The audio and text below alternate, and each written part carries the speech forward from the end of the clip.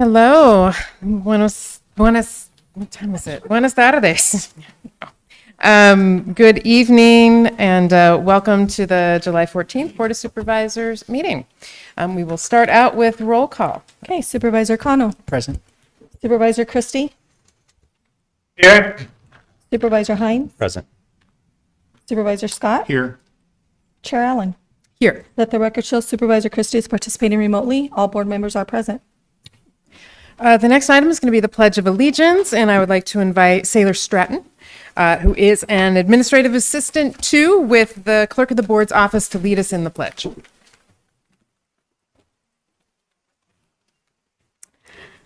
I pledge allegiance to the flag of the United States of America and to the republic for which it stands, one nation, under God, indivisible, with liberty and justice for all.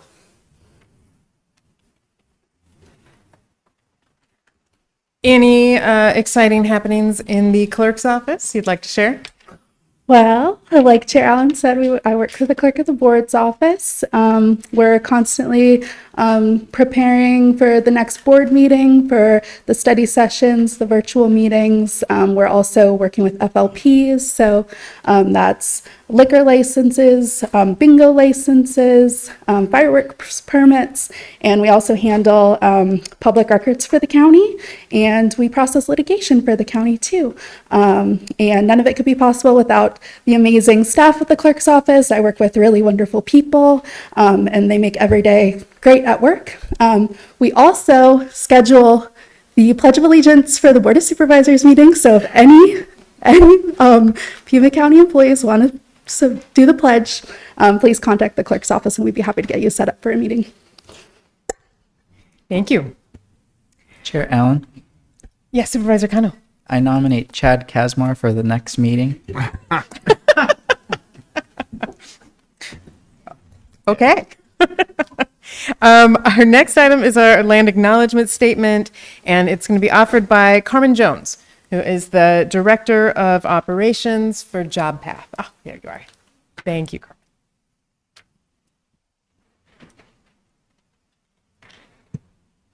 Okay.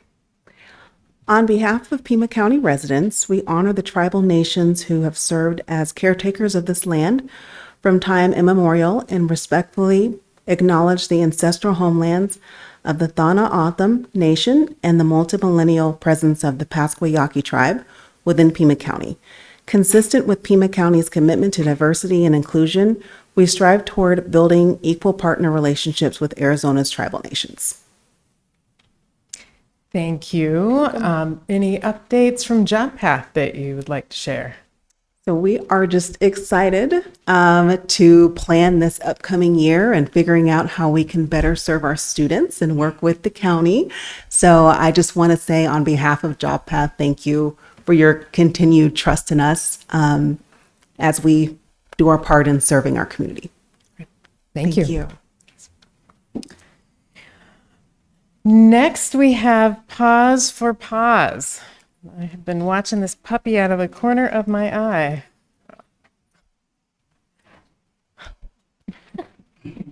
Good afternoon, everyone. I do want to apologize first for my appearance. I know that I am covered in hair. I keep picking dogs that seem to choose to not walk, so I'm sorry for that. I usually am more pulled together and dog fur free. But this lovely gal is this is Nellie. She's one of about 500 animals in PAC's care. Most of them lost stray dogs like her. She was found near Flowing Wells and Roger, so very busy area. We're pretty sure she has an owner that's looking for her, which is why I brought her. She's well trained and she's very, very loving to the people that she knows. And she really, really, really needs to get out of the shelter because she hates it because it's so loud and it stresses her out. So share her picture and everything for your friends, family, anyone, someone who might know her, or one of the 500 other dogs. We just had our Dog Days of Summer event. We had more adoptions this year than last year. It wasn't a huge number more, but it was still more, so we take that as a win. And we did take in an extra I think 112 dogs the first 3 days after the 4th of July. So we are dealing with crowded space again. So we're reminding folks, if you see a stray dog, try to knock on some doors and help us see if you can find the owner before they end up at PAC and scared and nervous. Because as much as we try to make the shelter a lovely place, it's still very nerve-wracking for a lot of dogs, especially dogs that have never been inside a loud place like that. So please help us share lost dog posts. Come check us out. EPAC is open and doing well. We can't keep cats in stock, so to say. So come check out EPAC if you live closer on that side. That location finally did get a free tag machine, so you can get a free pet ID tag, just like you can at Pima Animal Care Center and Friends Pet Clinic. And that's free to everyone in Pima County, not just people who adopt from PAC. So thank you. Thank you. And I'll also just say a thank you to all of the PAC employees who navigated a distemper outbreak. And it was a huge effort to both test and isolate the 500 plus animals. So amazing. Thank you and congratulations for weathering that storm. Thank you. Our team was amazing through the whole thing. They identified the problem, shut it down really quick.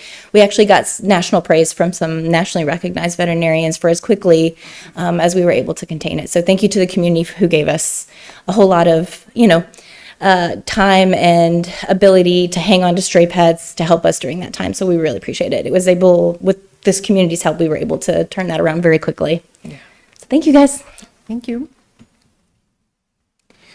Our next item is item 5. It's current events and public acknowledgements. Chair Allen. Supervisor Scott. Thank you. Was pleased to join the District 1 staff in touring the recently renovated and upgraded Northwest YMCA.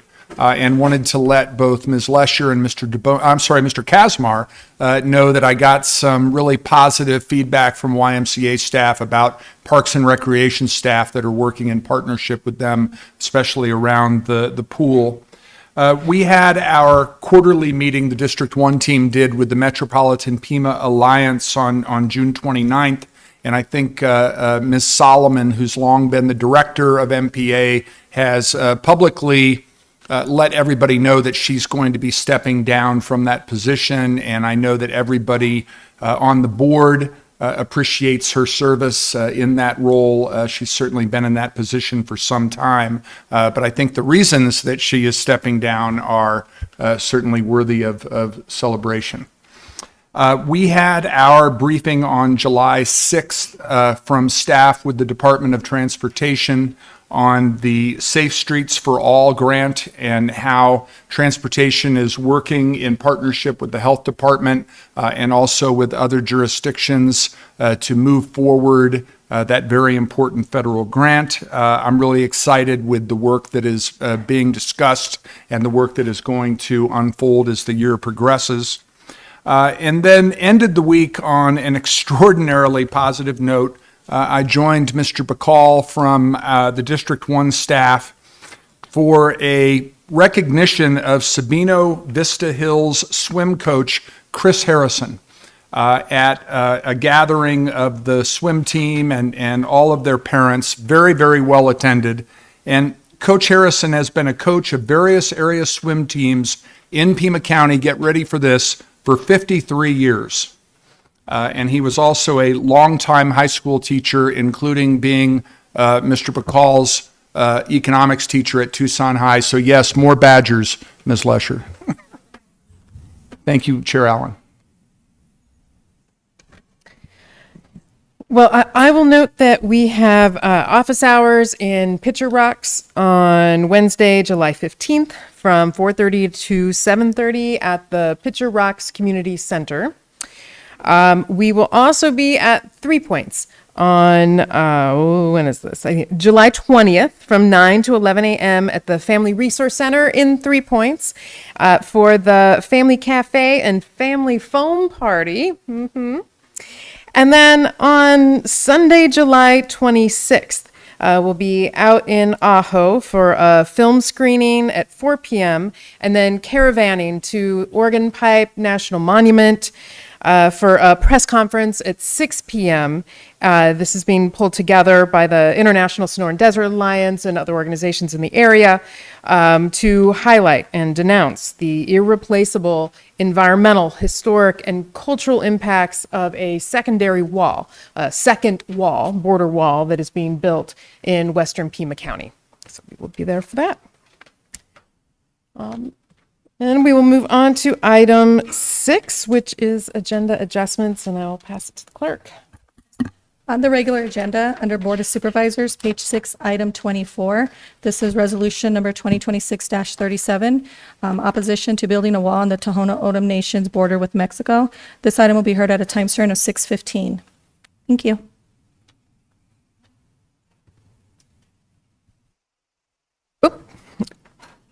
We're going to move on to item number 7. This is a County Supervisors Association presentation, an update, and a presentation of an award. So I would like to invite Michael Rossi, Jacob Emnett,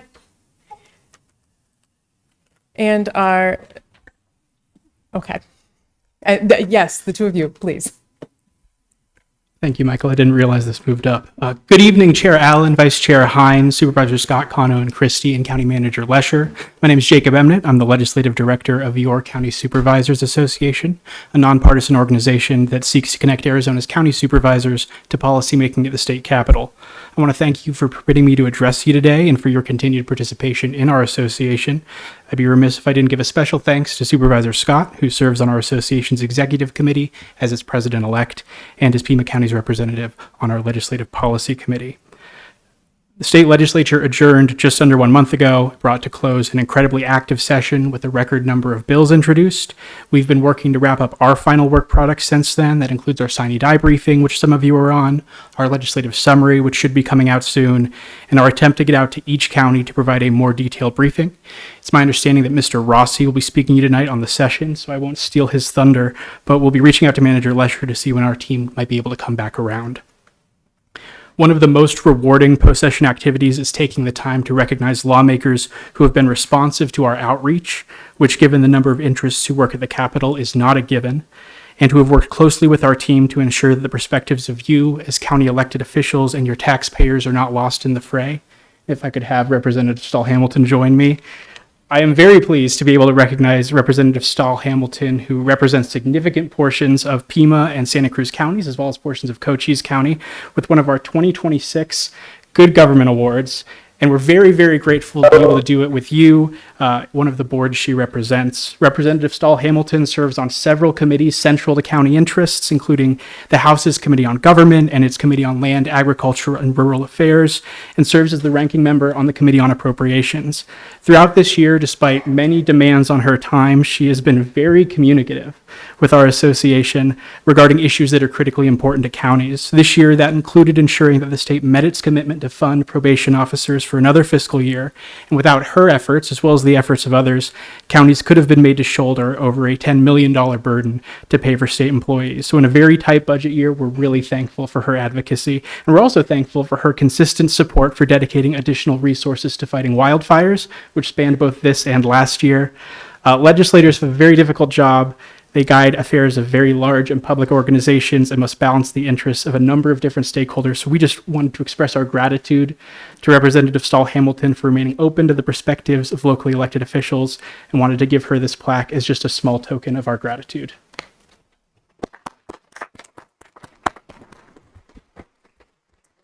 Madam Chair, Supervisor Cano. I hope we can go down to get a photo, but before we do that, I, with your permission, wanted to just extend my appreciation and the District 5 office's appreciation to Representative Stahl Hamilton. The people of Legislative District 21 are so fortunate to have you as their advocate, and our county is fortunate to be the recipient of the compassion that you bring to your public service.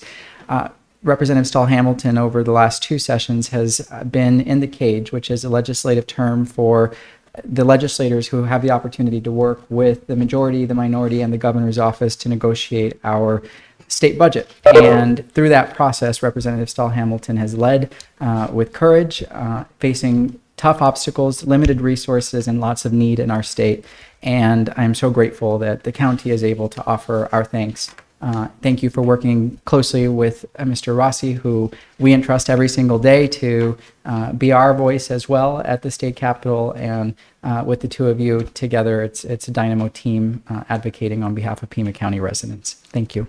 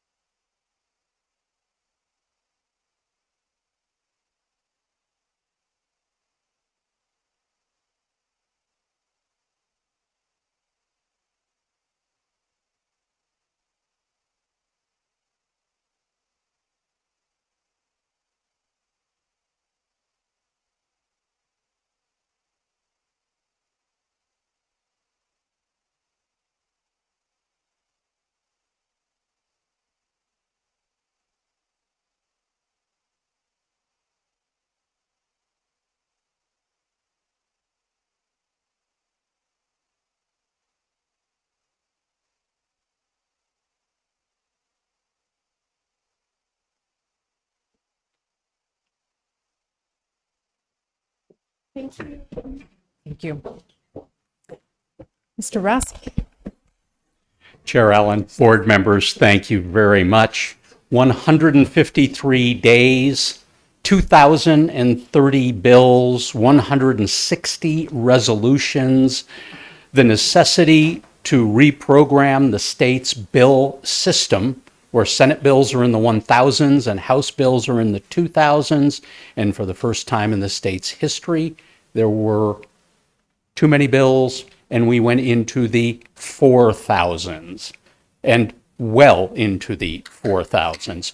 Two budgets, silly, but a slight improvement on last year where we had three budgets, two vetoed, and then finally a final budget. Usually in the state, you negotiate and have one budget. About 400 and some odd bills sent to the governor, a little more than usual. Over 150 vetoed, about 250 passed into law. So fewer than usual. I can't thank Representative Stahl Hamilton and the entire Pima County delegation enough. They are always phenomenal, and they always come together for our region. But this year we had some very critical and very challenging items come up in committees. As I mentioned, record number of bills. Legislative council and legislative staff was more overwhelmed than I have ever seen them significantly. And this is my 41st year representing folks at the legislature. It's not too strong to say that committee process was a bit of a mess. The drafting of the bills, through no fault of the staff, was not as good as it usually is because people were just overwhelmed and overworked. But the Democratic caucus was more involved in this budget than at any time in the Hobbs administration. And our caucus, and led by Representative Stahl Hamilton, ensured that the probation funding got in the budget. The Republicans refused to include the money for the state employees, not our employees, state employees, and their share of it. We share in that. This is an especially big deal for Pima County because Maricopa County has a separate arrangement So of that 10 million, that's for the 14 counties. That would have been a $3.5 million hit to Pima County, but for her work and the delegation's work saying we must have this included in the budget. We had a number of other things that we've worked on for years. We've been trying to get included in reentry funding. Pima, for a variety of reasons, has been excluded for that. This year, for the first year in modern times, we've got $2 million for coordinated reentry funding. And this was in a year that was incredibly tight. Almost nothing extra got funded. And so to get that additional funding in this year was a pretty big deal and something we should all be pretty proud of. And again, it was people in our delegation that stepped up. But also we had a Republican friend from Mojave County, a senator who won't be coming back, but was a former county supervisor. And so Supervisor Senator Angus really helped us to get included in her bill for coordinated reentry funding, which didn't go through the process, but then we were included in the budget. We've been working to update publication statutes for years. Pima has been a leader, but the League of Cities and Towns has worked on it. CSA has worked on it. Little tiny tinkering. For the first time since the internet, we dramatically updated and modernized the publication statutes in the state of Arizona. Didn't get everything we wanted, but we worked closely with the Media Association, negotiated an agreement so they're not furious at me and at you in an election year, which I think makes everyone happy. And we came up with something that had bipartisan support and got the governor's signature. And this is something we've worked on for years. We got a bill through working with pharmacists that allow them to prescribe PrEP, something that's been on the agenda and we've worked on for years. So in what was a very, very challenging session, we had some nice things. We also, in the budget, got relief from the expenditure limit for any opioid settlement dollars that are spent in excess of the expenditure limit. We had hoped to get that for at least 3 years. We were blocked by one representative. We only got 1 year. I'll be working with CSA. We're going to do a series of learning sessions over the summer on how to do the bookkeeping for that. I won't spend the time tonight to talk about it, but we're hopeful to come back and get multi-year relief in that area. And this year, like every year in recent years, it's the defensive side that the biggest and heaviest lifting is done. Mojave County, again, same center, had a crisis dealing with dangerous, incompetent individuals. And during that bill process, it was used opportunistically by folks on both sides of the aisle, not in the legislature, but in other offices, to shift the responsibility for those individuals from the state to counties. Would have been a $5 to $10 million ongoing forever impact. Our delegation, more than any other, stood up in that committee, backed me up. I led the testimony for all counties on that and said, we're not going to do that. That's not going to happen. And I negotiated with that senator. We came up with a solution for their crisis, but protected us. We had multiple attempts to preempt us on various land use areas, elections, immigration enforcement, and a host of others. While some of those succeeded going through as ballot initiatives, the worst of what was out there was either stopped at the legislature and, thankfully, the governor as a backstop, vetoing almost another record number of bills, protected us from most of the worst things that could have happened during this session.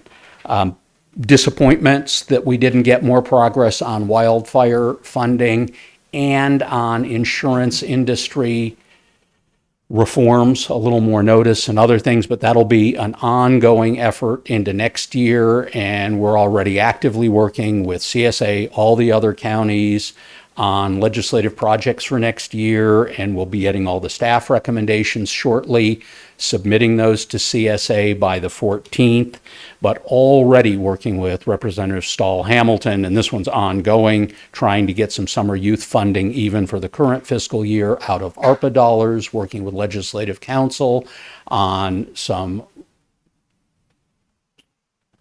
additional requirements for row officers, working with our county attorney on some additional authority for deputies in the event of a vacancy in a row officer. So whole lot of activity already going on, especially with Pinal, Maricopa, Santa Cruz, and Coconino counties. They tend to be the most active in trying to put new initiatives together. So that's just a very quick flavor of the session, but I'd be happy to answer any questions or go into more detail on any of these or any other items. Madam Chair? Supervisor Christie.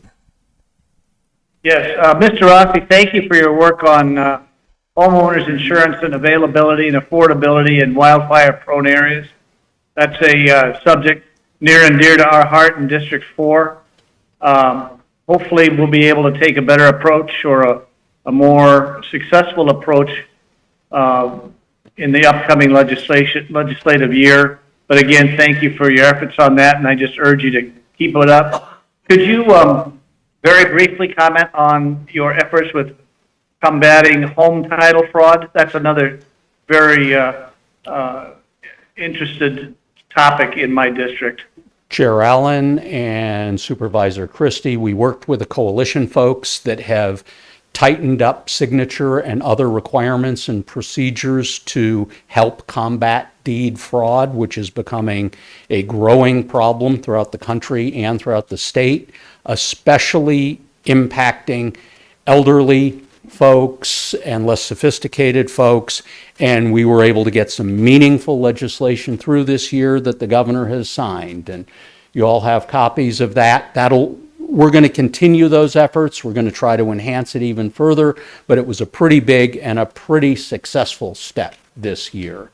Another one I didn't touch on, but we got all the way through the House of Representatives on some reforms of the vacation rental area, and we had 2 chairs in the Senate just plain refused to hear the bill. We had the votes, we had the support, we had done, we thought, a compromise with the industry.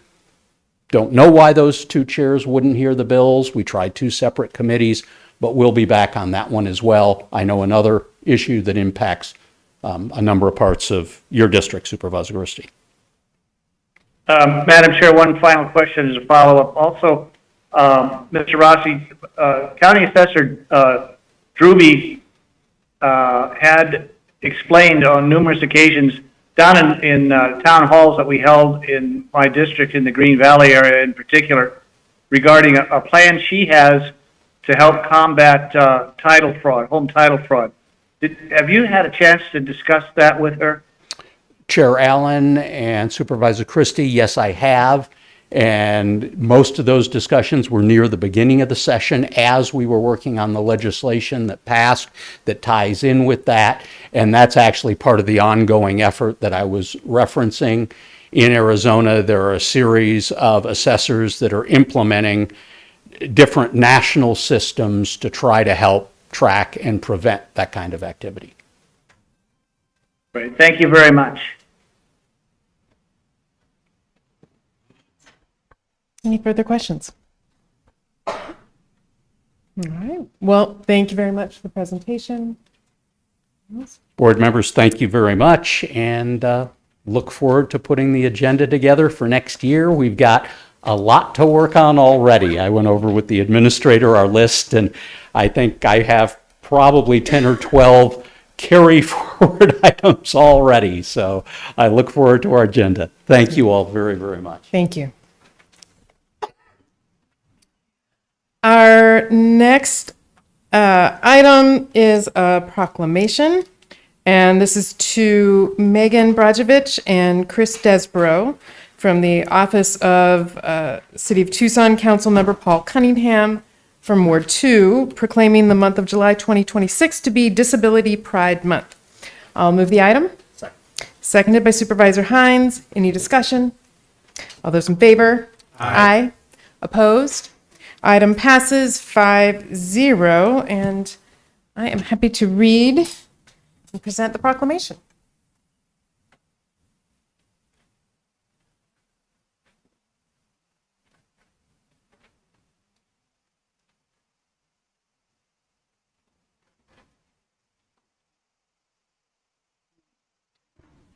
Little bit.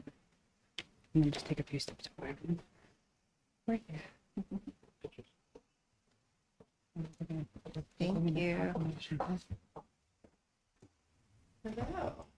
Sharon, how are you? Nice to see Good to see you. Well, hello. I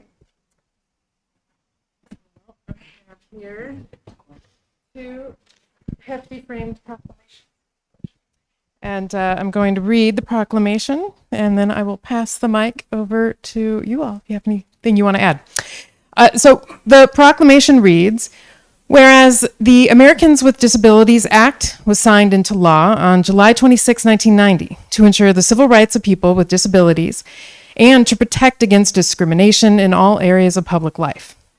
And whereas disability is a natural part of the human experience that does not diminish the right of individuals to live independently, enjoy self-determination, and contribute to the economic, political, social, and cultural fabric of Pima County.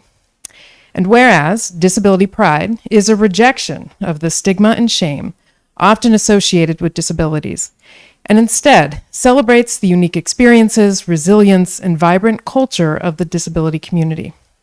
And whereas Pima County acknowledges that despite the progress made since the passage of the ADA, many residents with physical, sensory, intellectual, and mental health disabilities still face significant barriers to housing, transportation, employment, and healthcare.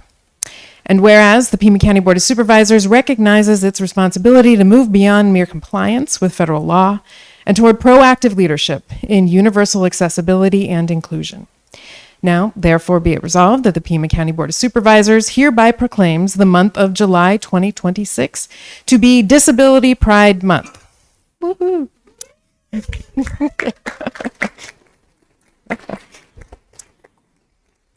Be it further resolved, sorry, that was a little premature, that Pima County affirms its commitment to prioritizing policy and budgetary decisions that expand access and protect the rights of our neighbors with disabilities, identifying and dismantling physical, digital, and systemic obstacles within county infrastructure and services, and ensuring that the voices of people with disabilities are centered in the design and implementation of programs that affect their lives. Passed and adopted this 14th day of July, 2026. Yeah, thank you all. Like to offer any words? Chair Allen, thank you very much. Board of Supervisors, thank you. This proclamation may not say much, but it's pretty significant for those of us who live with disabilities. And those words also come with a plea. Don't forget us when you are making policy. We talk about equity, but we need to make sure that we are covering equity through every lens, not just most lenses. So please engage with the community. Please ensure that the community is part of any decisions and policy from an early stage. And thank you very much indeed, again, Chair Allen and Board of Supervisors, for finally recognizing July as Disability Pride Month. Thank you very much indeed.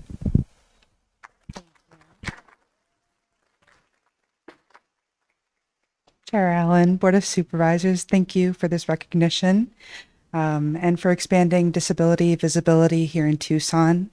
Silence has never brought about change for our community, and this is a step in the right direction to bring us forward. So thank you. Well, hello, everybody. I wasn't going to speak, but good to see you. Thank you so much for all of this. I'm super grateful. I'm a mom, first and foremost. That's the first hat I wear in this space, and I have a son with a disability. He impacts every part of my life. And in the state of Arizona, we have 12% of our population is disabled. We're celebrating the 36th anniversary of the ADA being signed. And with all these bigger things happening in this space, it's important for people to feel proud and pride when they think about disability. So as Chris wrote this, it was really to set precedents moving forward. If there was any sort of target on our community, hopefully this proclamation will be read and set that foundation that we won't have more rights or things taken away from us. So thank you all very much. Big deal. Thank you. And I think we have a picture back, if we will.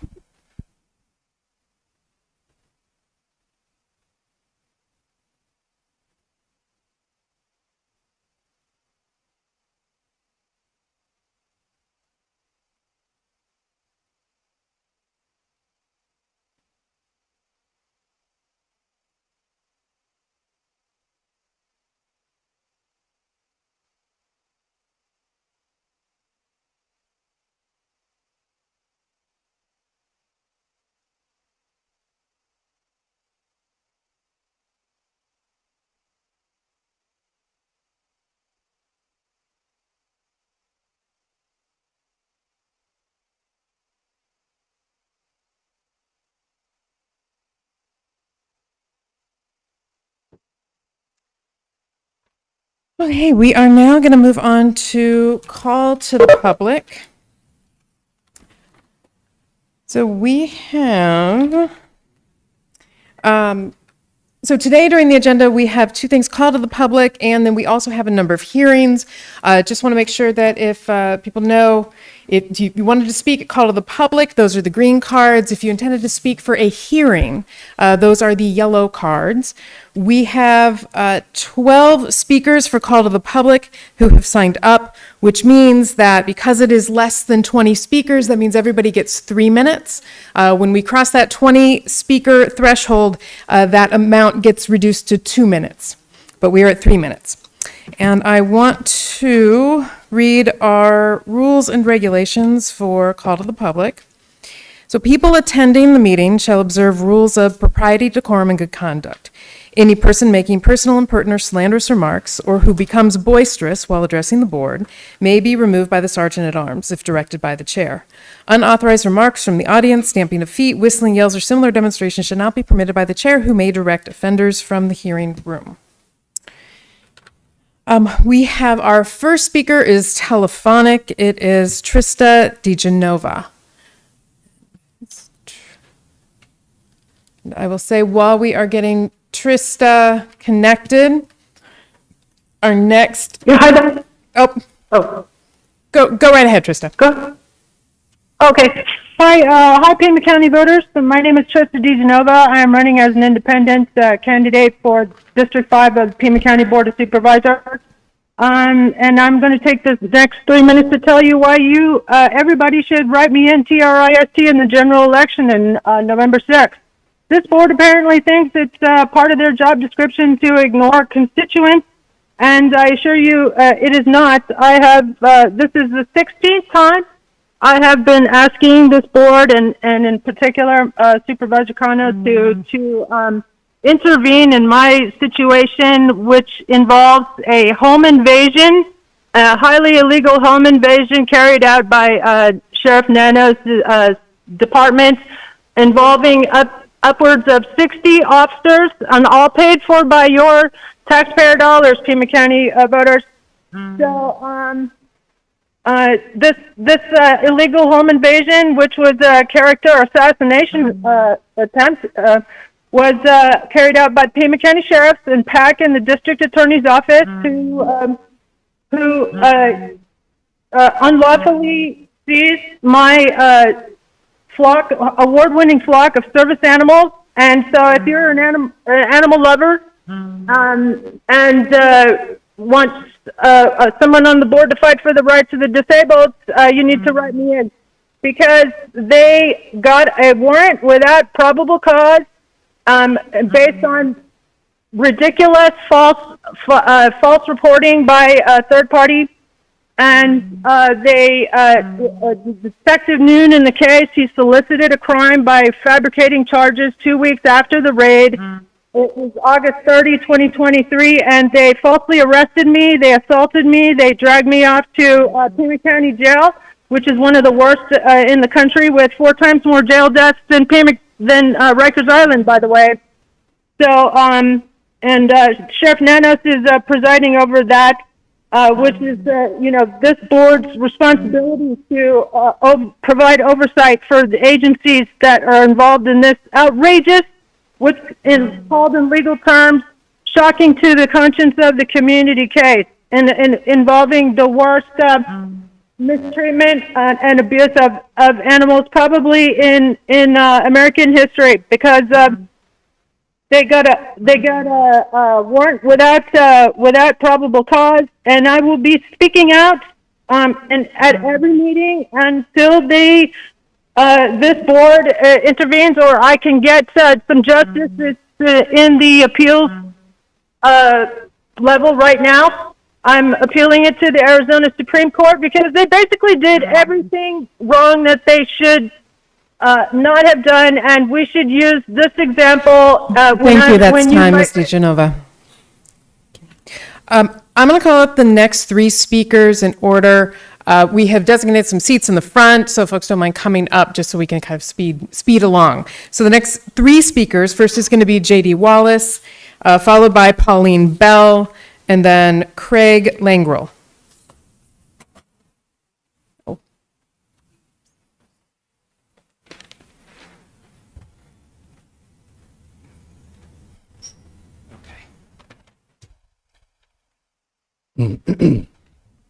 Hello, Chair Allen and Board of Supervisors. I'm J.D. Wallace, a Tucson resident and also a retained speaker for Tucson Electric Power at 88 East Broadway downtown, with some updates on how we're working to remain a trusted energy provider.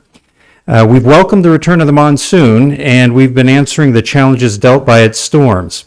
On Saturday, storm damage left 11,000 customers without power. By 7:30 Sunday morning, that outage number was down to 350, with 7 poles either blown down or damaged and requiring replacement, potentially more. Sunday's storms took 4,400 customers out of service. But all but 80 were restored by Monday, with a handful of poles needing replacement. And I should note that all of the customers affected by the storms this weekend have now been restored. Last night, though, while 6,400 customers also experienced outages, we restored those customers within an hour by rerouting power. This comes 3 weeks after storm activity along Park Avenue and Benson Highway required us to replace 40 poles, impacting 9,500 customers that Wednesday night. But by midday the next day, that number was less than 200, and all residential customers were restored by the weekend.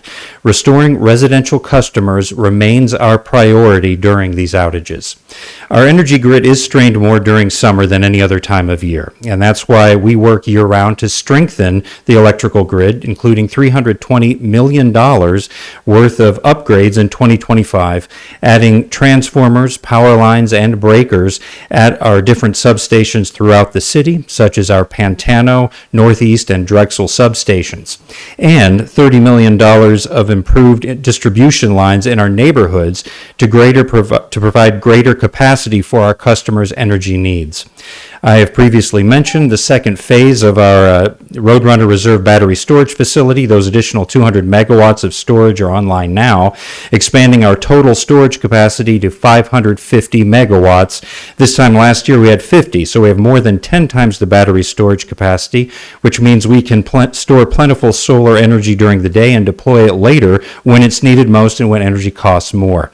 This helps us reduce costs for our customers, fuel costs for our customers.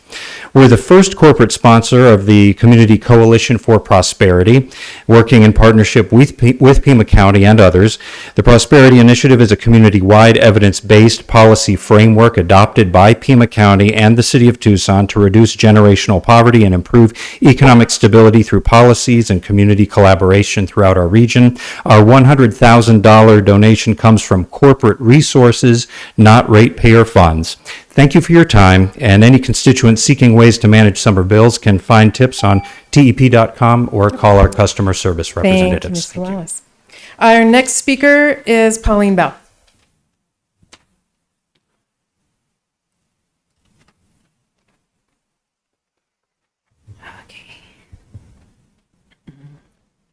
Oh, good evening, members of the board. My name is Pauline Bell, and I'm a current employee at Pima County Treasurer's Office. I stand before you tonight in hopes of perspective that will help you guide your crucial decision to appoint Mr. Jake Martin. I, along with my dedicated coworkers, share profound concern.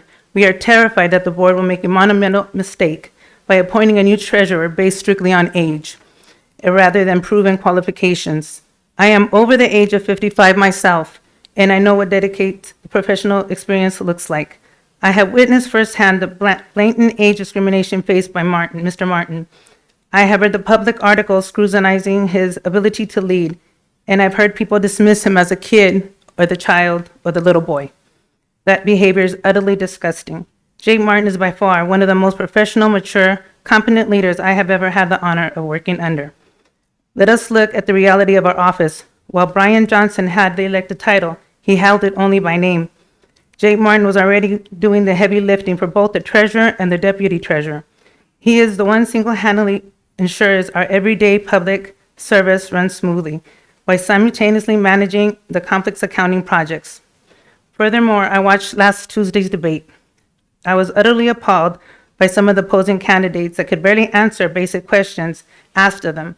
Others chose to dodge the question entirely, derailing the conversation to completely unrelated topics. Worst of all, they chose to stoop so low to accuse Jake of coercing our staff into signing a letter of recommendation. As a co-writer of that letter, I am here to tell you that is an outright lie. My coworker July and I authorized that letter independently because we believe without a shadow of a doubt that Jake Martin is the only person truly qualified to lead us. We neutrally asked the team if they wanted to sign it, and everyone who read it wholeheartedly agreed. Jake has earned every ounce of unwavering loyalty. Old ways do not mean good ways. It's time for young, fresh minds to take the lead. I urge Pima County to set powerful precedent tonight that the true capability and character matter, that anyone can lead regardless their age. Thank you. Thank you.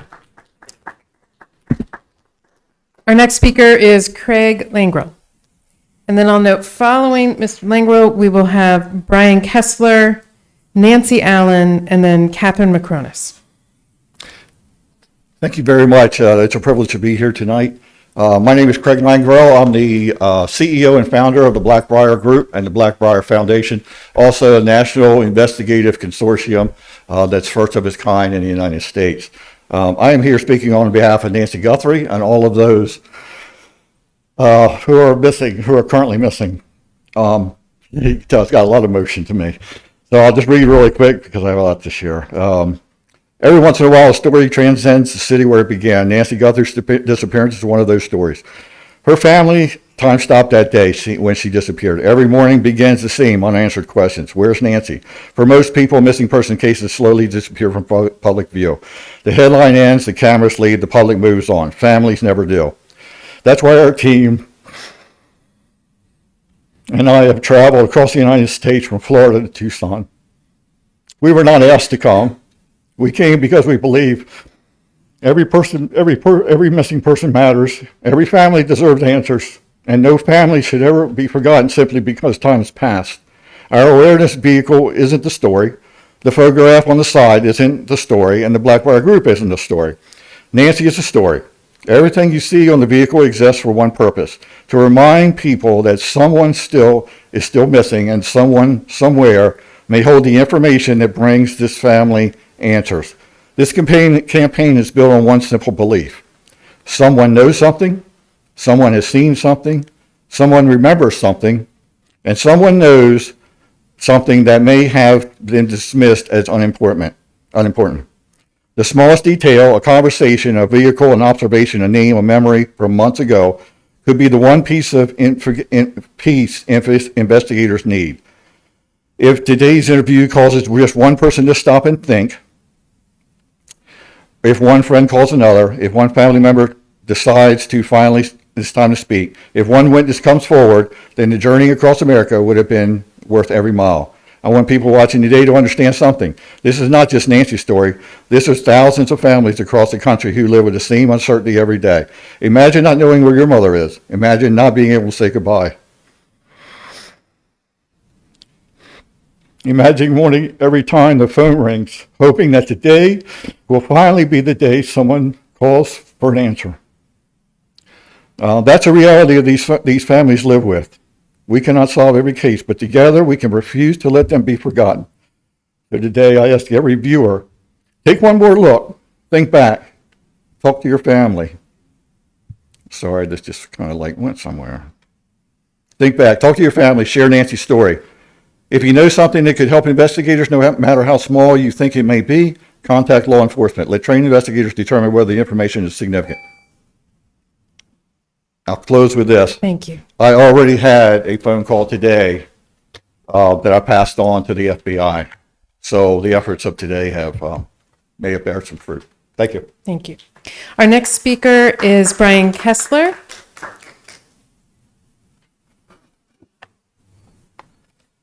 Good evening, Chair, Supervisor. Over the past several months, I've spent hundreds of hours reading county budgets, Project Blue memorandums, land agreements, utility filings, planning documents, and meeting transcripts. It started with Project Blue, but it became something much bigger. This is my home, and I wanted to understand where Pima County is headed. One thing became very clear. Every budget is a statement of priorities. Every dollar spent reflects a choice. And every choice reflects what this board believes is most important. Supervisor Cano, I've watched enough of these meetings to notice a pattern. When Supervisor Christie questions spending, the response often shifts to reminding everyone that he voted for a previous budget. His vote matters. He is responsible for it. But citing yesterday's vote does not answer today's questions. It doesn't explain why a program deserves continued funding. It doesn't explain whether it's producing measurable results. And it doesn't explain why taxpayers should trust the next commitment. Accountability works both ways. Every member of this board should be willing to own the votes you've taken together, the priorities you've chosen, the investments you've approved, and the results those decisions produce. That matters now more than ever. You've asked voters to approve Proposition 425 and permanently increase the county's expenditure limit by 75%. Yet your own FAQ says the immediate needs is only 10 to 20%. You've asked taxpayers to grant enough spending authority for roughly the next 20 years. That's more than a budget decision. It's a request for long-term trust. It's before asking voters for that trust, show us how the long-term commitments you've already made will be measured, evaluated, and adjusted over time. That includes the county's 10-year, $250 million housing initiative. If those commitments succeed, show us the results. If they fall short, tell us how you'll adjust. Taxpayers aren't asking perfection. We're asking to understand what we're buying, how success will be measured, and who is accountable for it. Because at the end of the day, it isn't the board's money, it's the taxpayers' money. Leadership isn't reminding people who they voted for. Leadership is explaining why today's priorities deserve tomorrow's trust. Thank you. Thank you. Our next speaker is Nancy Allen.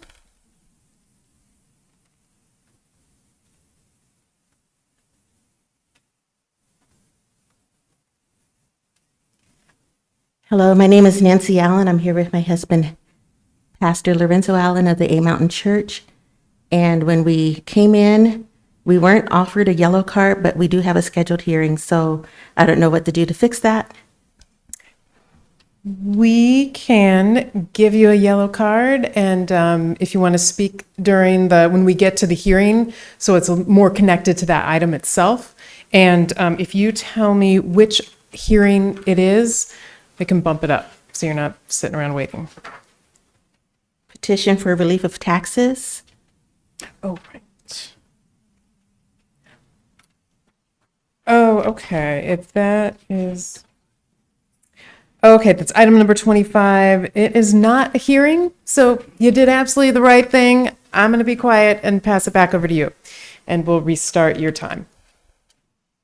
Oh, so we go now? Yep. We've never done this before. Oh, you're good. You're doing it just right. We've never been taxed before. We are a church, a nonprofit. All the many years up until the year 2019, we filed the affidavit for exemption, and then from they're saying that we owe taxes for 2019, and then 2020 up until this year, we've been current on filing that affidavit for exemption of taxes. 2019 was some kind of fluke where the affidavit was sent to somebody else's address. We didn't receive it. We didn't even know that it hadn't been completed and filed, because we just do it every year when it gets sent to us. So we're petitioning that tax that's been assessed against us.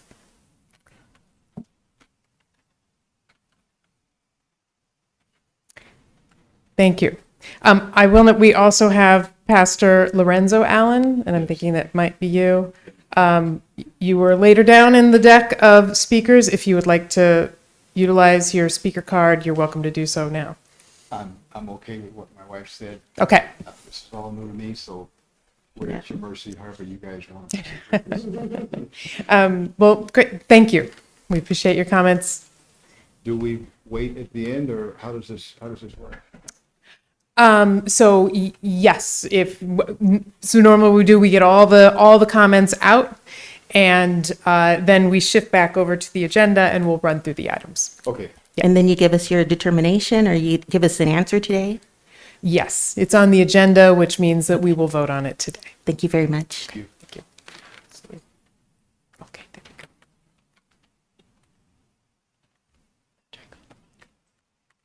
All right, our next speaker is Catherine McCronis. Thank you, Chair Allen. Members of the Board of Supervisors, my name is Catherine Mycronis, and I'm an employee of the Pima County Treasurer's Office. I would like to share my firsthand experiences working with Chief Deputy Treasurer Jake Martin. During the events that led to the recent investigation, I had the opportunity to observe Jake's professionalism, judgment, and leadership under extraordinarily challenging circumstances. Throughout this period, Jake has continued to carry the responsibility for the day-to-day operations of the Treasurer's Office. I observed his efforts to maintain continuity and stability while navigating circumstances that affected both the leadership and employees of the office. My experience with Jake during this period reinforced for me the importance of leadership grounded in professionalism, discretion, respect, and sound judgment.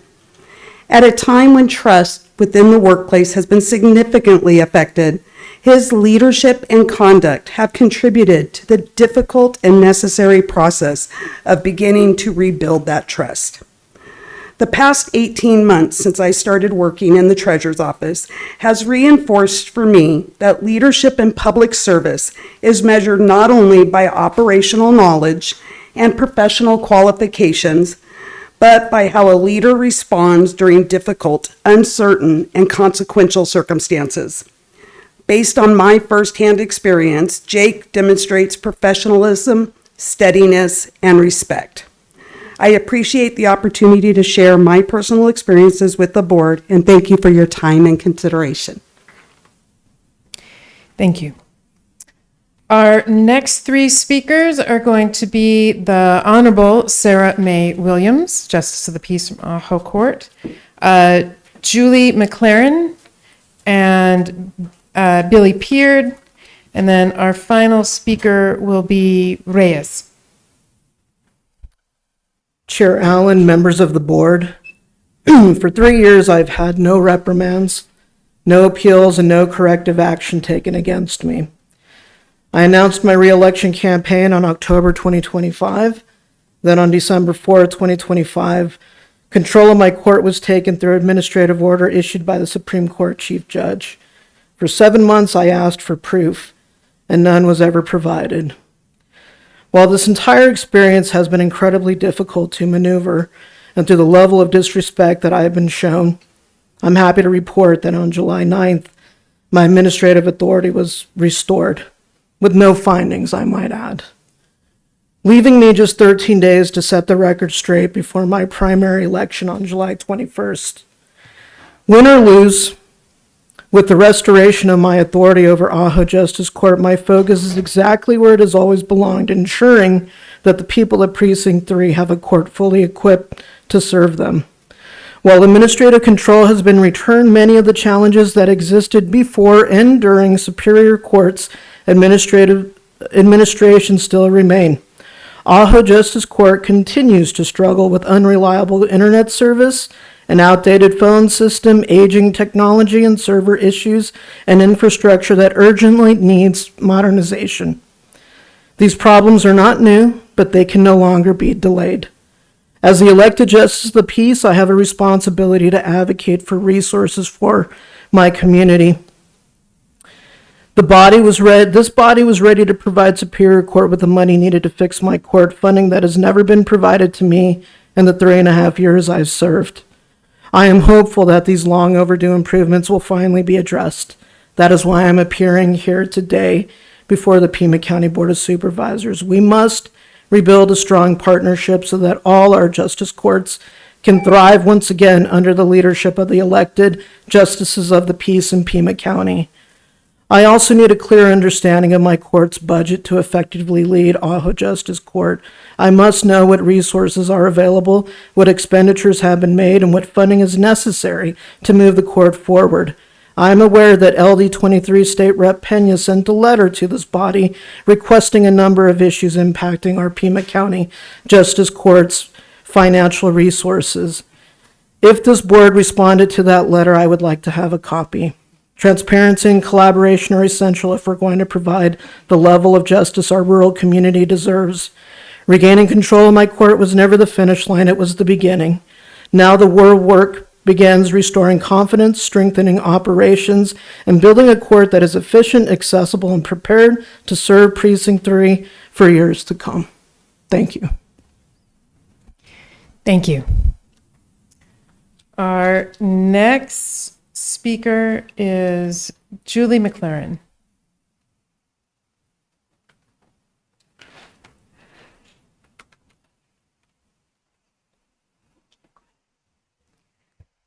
Good evening, members of the board.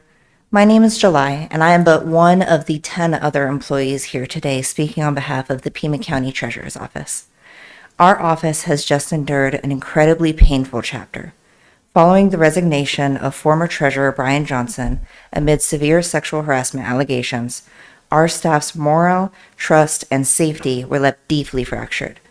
I am concerned that this board might try to rectify a profound cultural problem with a superficial fix, specifically voting for a candidate simply as a public relations shield.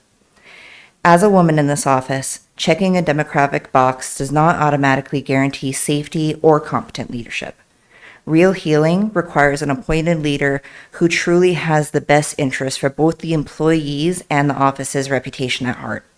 Jake Martin kept our day-to-day public services running smoothly while navigating complex accounting projects.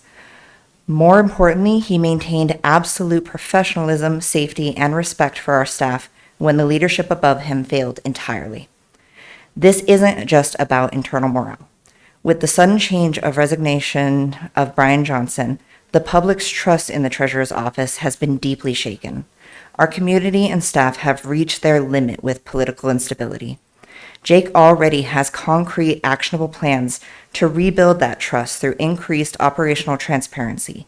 Having already stepped up to perform the duties of the role, he will hit the ground running upon appointment to continually restore that vital public confidence. I am also aware of public commentary dismissing Jake as too young. Capability and moral character do not have an age requirement. Jake Martin is by far one of the most mature and competent leaders I have ever worked under. Furthermore, during last Tuesday's forum, Jake was accused of coercing his staff into signing our letter of recommendation. As the person who actually spearheaded that letter, I'm here to tell you that that is an outright lie and an incredible insult to our staff. Jake has earned every ounce of our loyalty and our respect. True progress isn't about is about actual capability and character. Do not weaponize gender or age to make a political statement. Appoint the person who has already proven he can run this office with absolute integrity. I hope you appoint Jake Martin. Thank you all. Thank you. Our next speaker is Billy Peard. Thank you. Good evening. Billy Peard. I rise in support of Treasurer applicant Sami Hamid. Many of you know that I'm a history buff, and many years ago I read a wonderful book called Team of Rivals by Doris Kearns Goodwin about the Lincoln presidency. And the message of that book, which later became the Spielberg movie, or part of it did, is about how he brought literally a team of rivals, his adversaries, his political adversaries, into his fold after he was elected president. And that became the strength and the resilience of his presidency during unprecedented times. Nowhere is that lesson, in my view, more apropos at the local government level than in perhaps the treasurer's office. In recent years, we've seen down in Santa Cruz County, for example, and we've seen more recently here locally in Pima County, the importance of a treasurer who surrounds themselves with those with whom they disagree, those who are not afraid to speak up when they see that their boss is not doing the right thing. In Santa Cruz, now I have no reason to believe there's any improprieties of this nature in Pima County, but in Santa Cruz County, for example, imagine the number of deputies or assistants who must have known something, must have seen something over the course of years as Treasurer Gutpar did what she did, what we now understand she did. Again, I'm not saying that's at issue here, but it brings to light the importance of having a leader who's not afraid to bring in people, deputies and assistants and employees who disagree with them, who are willing to challenge them, who are willing to speak up when they see something or suspect something is improper, whether that be financial impropriety or, in the example we've seen in recent weeks, a different type of impropriety. I've known Sami for a number of years, worked with him on a number of levels, political and non-political. He has a sharp mind. To my knowledge, he's never worked as a treasurer, but he's a quick study. And if he's putting himself as a candidate for this position, you can rest assured that he has carefully studied the various issues. One final thought is this position, there was a mention earlier about the Prosperity Initiative and about social justice. And this position we think of as primarily a ministerial role, where we lawyers call ministerial duties.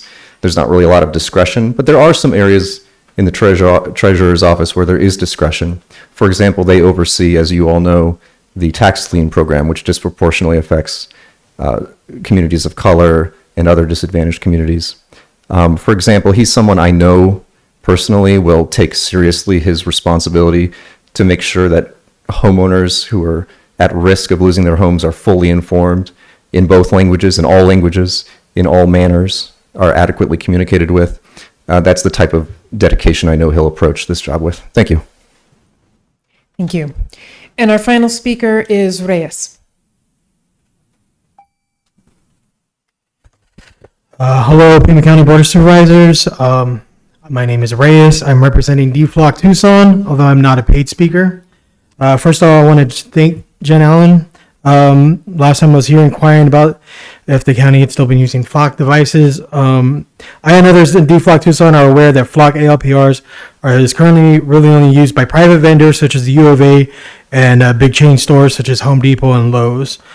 I was speaking more towards all AI surveillance, whether that be through different brands such as Axon, Verkada, Motorola, LiveView ALPRs, and biometric cameras such as Tucson Police Department are known to use, as well as in their Fusion Center, aka CSARC, Community Safety and Response Center. We're not aware of any current ALPR contract through Pima County, but we do know of a drone program and of AI-enabled Axon body cameras.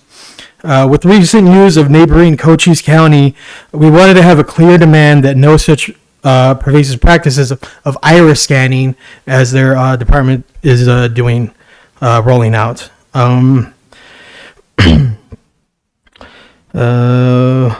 We know that DHS has been doling out money to almost every jurisdiction for the strict purposes of implementing surveillance measures. It's how CSARC was funded, as well as the litany of ALPRs littering our streets. TPD took this money and wrapped themselves in strings of DHS interest, and I hope Pima County doesn't follow suit. There's no reason someone who hasn't committed a serious crime to be iris scanned, much less without a warrant. This is an extension of our own bodies.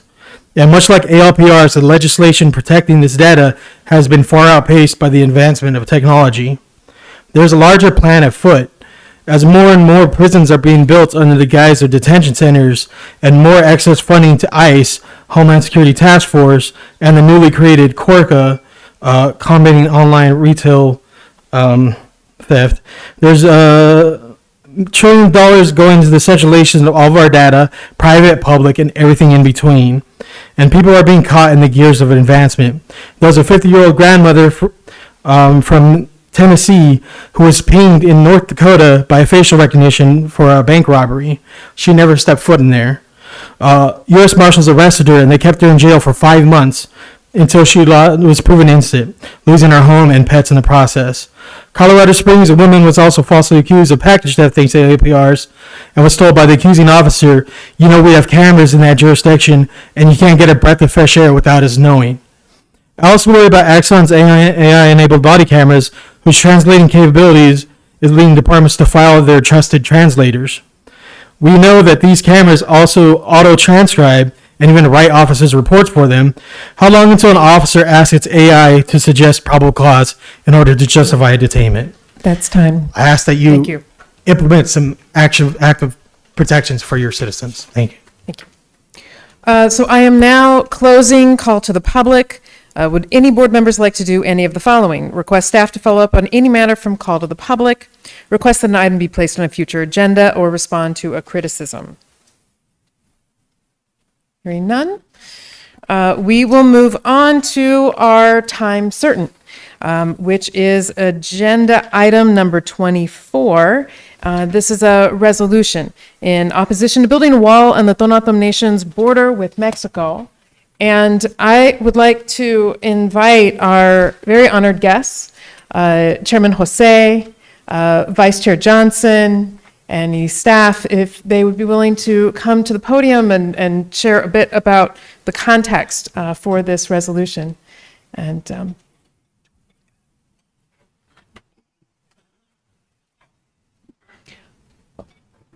while they're approaching, I will move the item. Seconded by Supervisor Hines.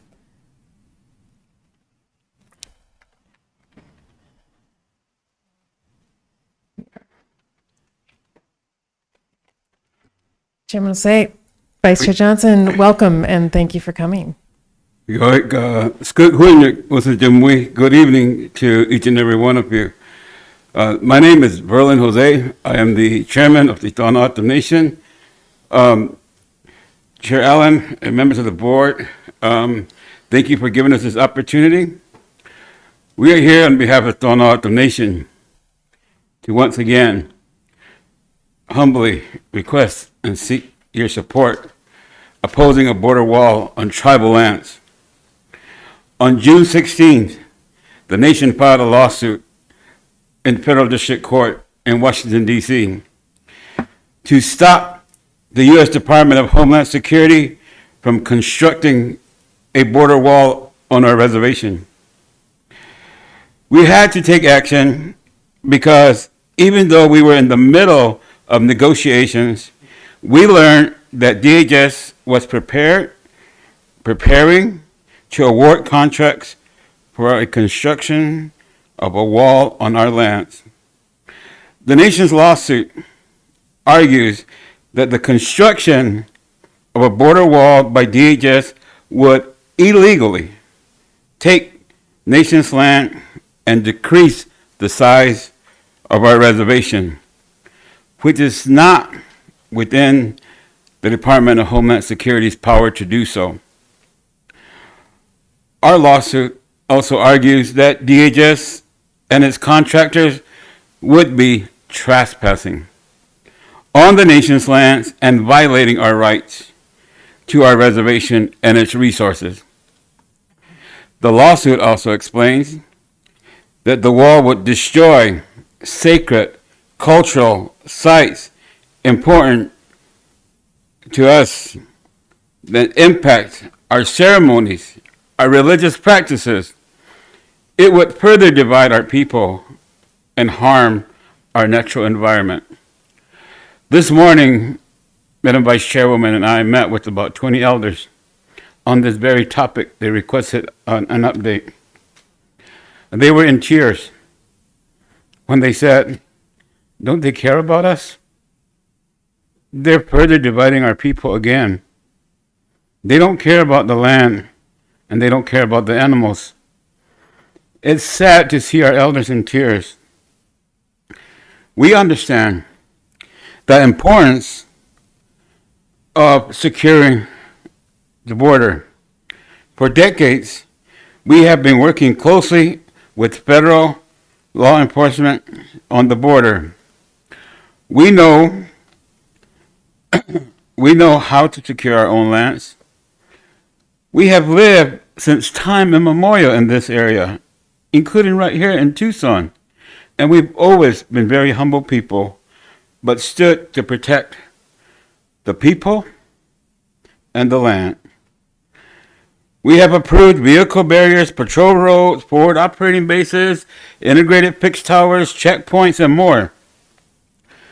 We've also spent millions of dollars annually of our own tribal funds on securing the border. Together, these measures have created an incredible, successful border security infrastructure. In just the past 2 years, apprehensions of illegal border crosses on our reservation have dropped by over 95%. And that's by their own data and their information that they've reported to us. Today, virtually no one is crossing the border illegally on our lands, which raises the question: if no one is crossing, why do we need a border wall? Why do we need a secondary wall? It won't make us safer. It would only destroy sacred sites, damage our natural environment, and further divide our people, with American taxpayers paying billions of dollars for the bill. The only rationale conclusion is that the wall is being promoted for political reasons, not to protect, not practical ones, because there is no practical reason to construct this wall on our land. We should be building education centers, rehabilitation centers, homes for our homeless, and all those other things that America is facing. We have explained to DHS many times, but they are still pushing forward with the destructive wall. So we had to take them to court. We were pushed into a corner. And in order to make our case, it is important that we demonstrate that we are not standing alone on this issue. In 2017, the Pima County Board of Supervisors passed Resolution 2017-37, which opposes the border wall and noted the harm it would do to the Tohono Nation. At that time, I was vice chairman of the nation, and I applauded the board's action. Now, as chairman, I am asking you to reaffirm your opposition to the border wall on our reservation land. This resolution will help demonstrate to the courts and the Trump administration there is strong public support on the nation's opposition. It will help us to fight and protect our land, our culture, our people from this destructive wall. This is aligned with the Pima County values and the previous resolution in 2017.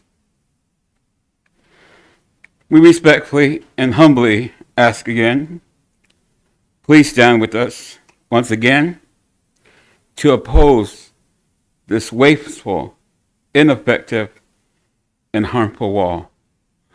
With the womb of the Baiti Skook, together we are stronger.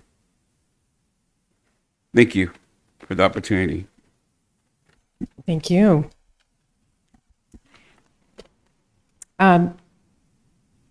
Any further questions or discussion? Chair Allen, Supervisor Scott.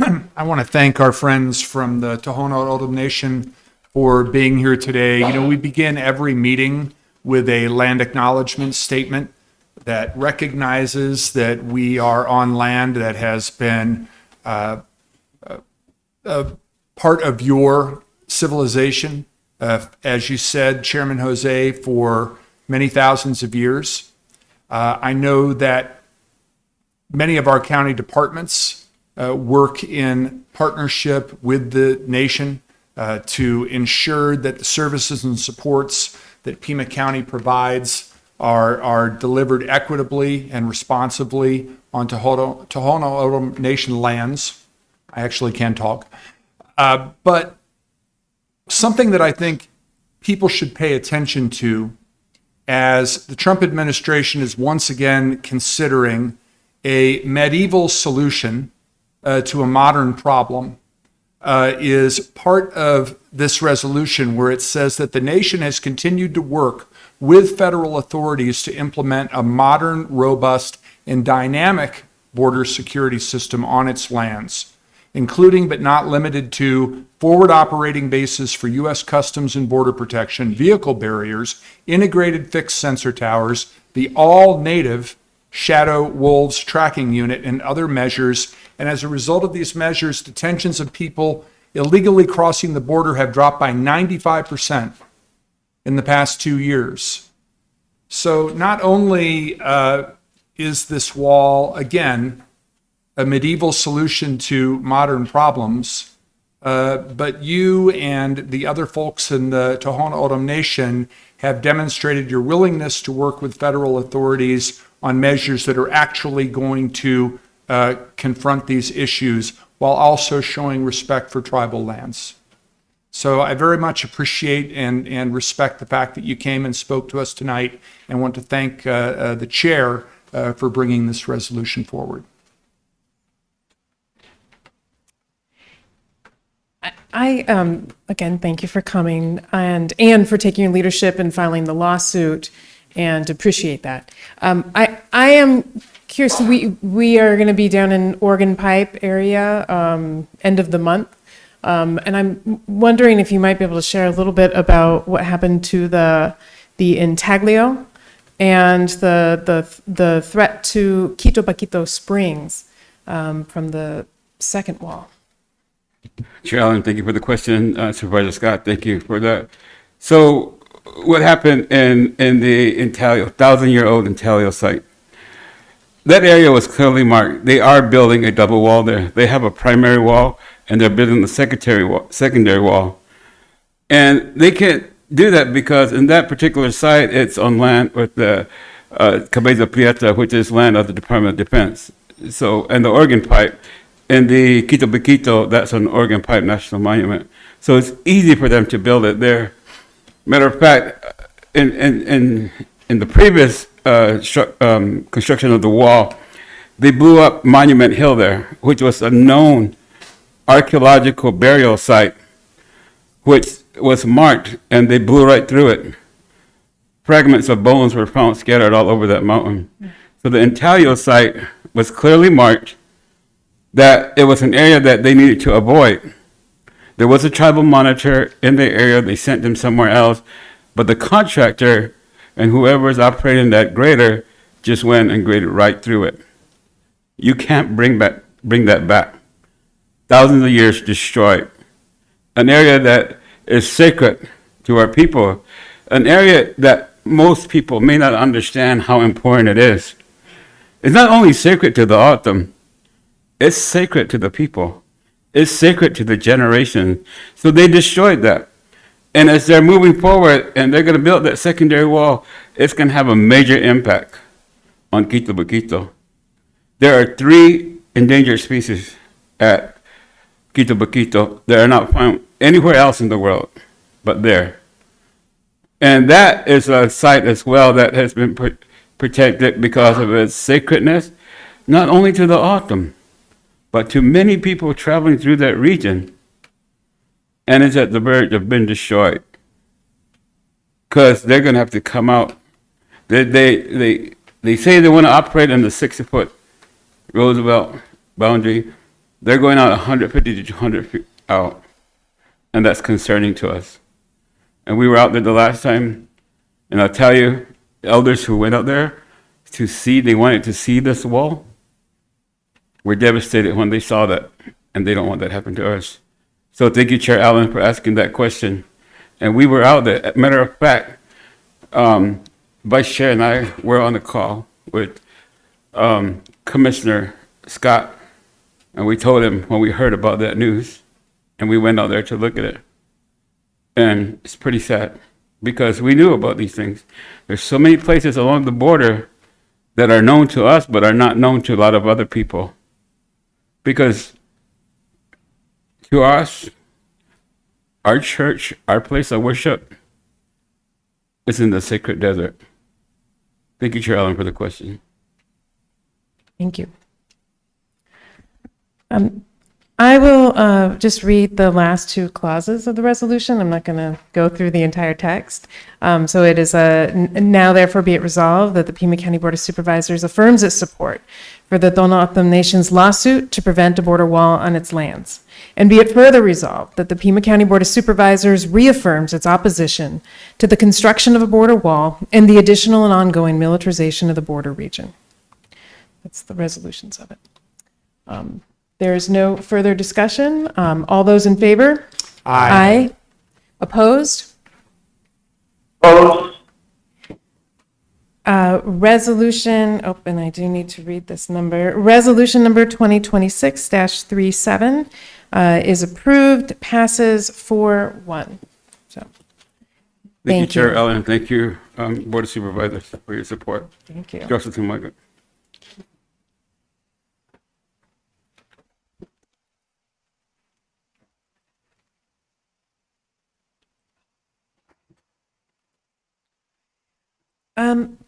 We are going to, I know we have some guests here for different items. I'm going to move really quickly to item number 25.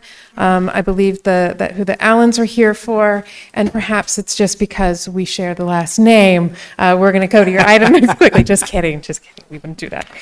So this is regular agenda item number 25, relief of taxes. I will move the item. Second. Seconded by Supervisor Scott. Discussion. All those in favor? Aye. Aye. Opposed? Item passes 3-0. Chair Allen. Supervisor Scott. Just while we're on that portion of the agenda, I would move items 26 through 29. All right. Second.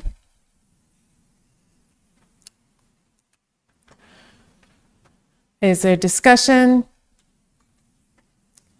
All those in favor? Aye. Aye. Opposed? Items pass 3-0. Okay. That was 26 through 29. Okay.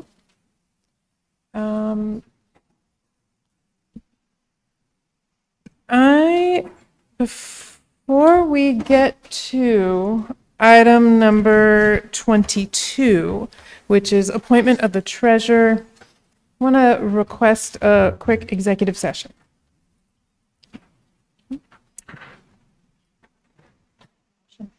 Do I have I will make a motion that we recess. I'll second, Chair Allen. Seconded by Supervisor Scott. Discussion. All those in favor? Aye. Aye. Opposed? Item passes 5-0. Yep, 5-0. So we're going to take a quick executive session break, and we will be right back.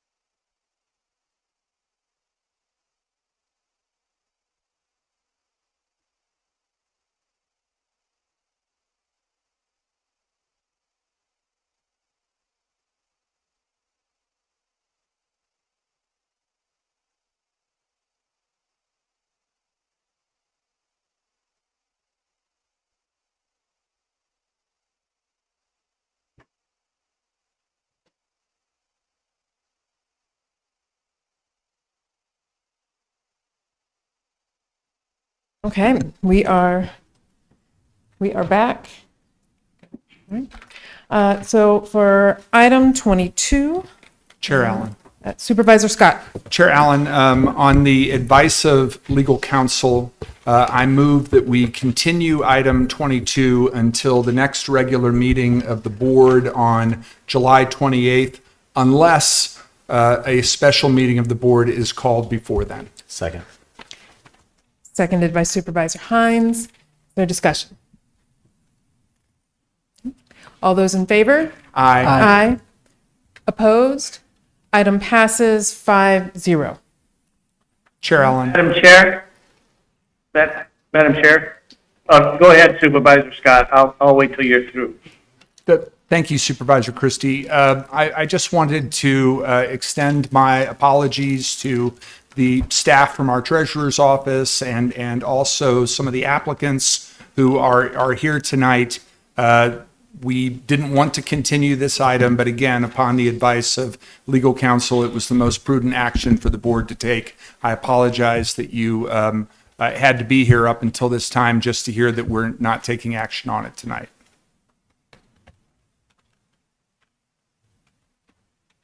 Madam Chair? Supervisor Christie.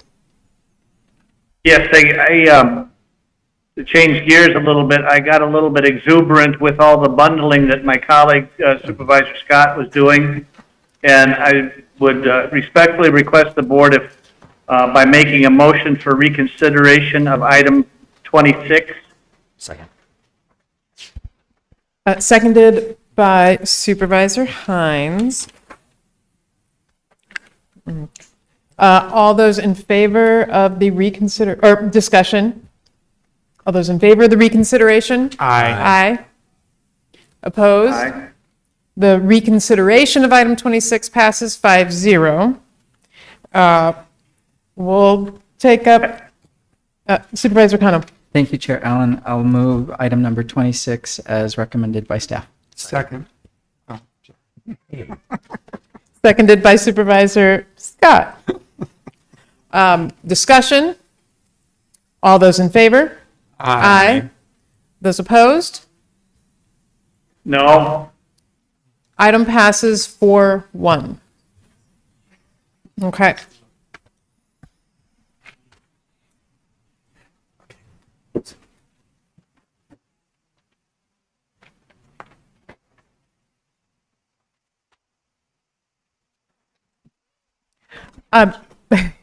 I was just going to note that if you were here for the treasurer appointment, please feel, as much as we would love for you to stay and enjoy the rest of the meeting with us, we do understand that you may have other places to go and things to do. So please feel free to get up and back up, and we will hopefully see you soon.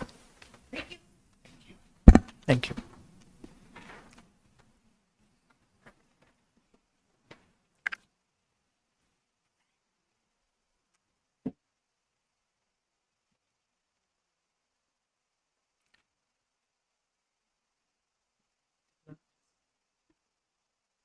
You have to see that. All right. I'm going to take a little, if we could do a little something by show of hands here. I'm guessing, so some of you might still be here for some hearings. Okay. Could you raise your hand if you're here for item number 18? This is the Rancho del Cerro hearing. Okay, great. And then, and that's right, we have speaker cards. That is the efficient way to do this too. Okay. And then, is anyone here for other agenda items that are not, that is not 18 for the Rancho del Cerro? Mr. Courtney is here for item 17. 17, okay. Great, okay. We have 17, hearing 18. Are there any other items? I just want to make sure that we don't leave folks hanging out. Consent, okay.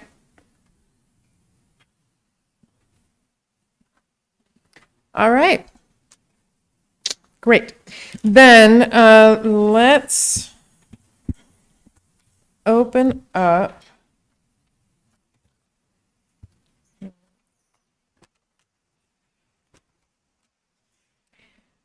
Let's go then to item number 18. And this is hearing for the plat note modification for Rancho del Cerro. And it looks like we have 3 speakers who signed up with yellow cards. If you did not yet fill out a card and wanted to still speak, you can get one right here in the front. So our first speaker is going to be Robert Workman, followed by Janice Arnold, and then Oscar Gomez. And similar to call to the public, it's 3 minutes each.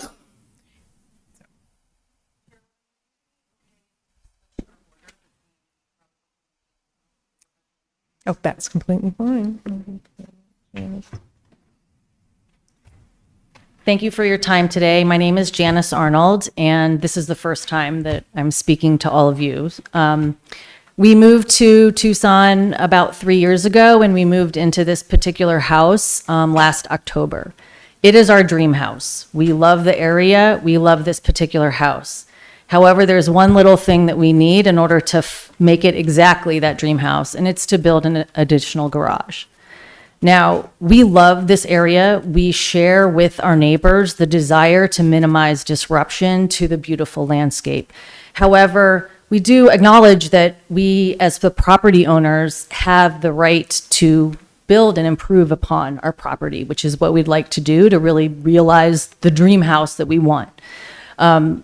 So we're going to talk a little bit today, and my husband's going to talk about some of the details that went into our careful consideration of not only where we're placing the garage, but the real decision today around the modification to the plat note, which is about the driveway that's going to go to where the location of the garage is. I don't think that some of our neighbors that are not supportive realize that we share a desire to minimize disruption. And what we've put forward for that driveway with the plat note modification is the shortest and most direct route that minimizes disruption. Our Plan B option would be to connect from our existing driveway all the way around the hill, which will be 4 to 5 times longer in length for the driveway, which logically tells you that that's going to be a heck of a lot more disruption than what we'd like to do. So that's like what I really wanted to convey, and I'm going to turn it over to my husband to talk a little bit more about some of the details that went behind our thoughtful consideration of why we're here today asking for this plat note modification. Madam Chair and the rest of the board, thank you for this time. I guess the question is for Chair Allen, that did your chief of staff convey our response document, if you want to call it that?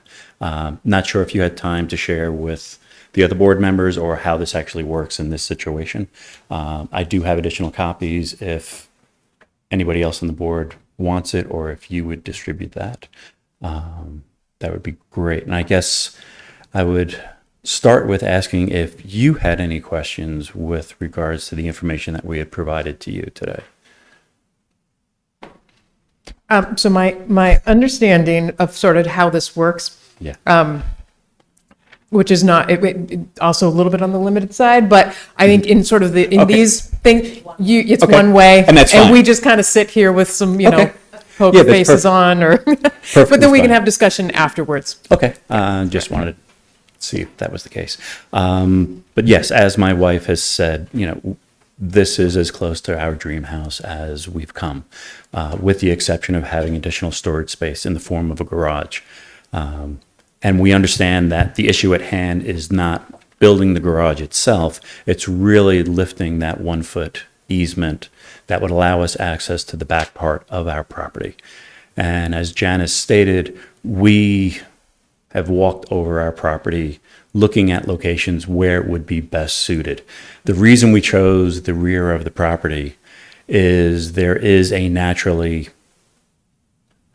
a less steep part of the property, as flat a spot as we have, other than where the house is. I know one of the comments kind of alluded to in talking with Chief of Staff, Chair Allen, one of the concerns or one of the recommendations was, well, they can just build it up by their house. While, yes, from anybody who's not been to the house could say that, there is technically not the footprint for it. There would have to be additional fill material brought in, and that would be a larger impact than what we have.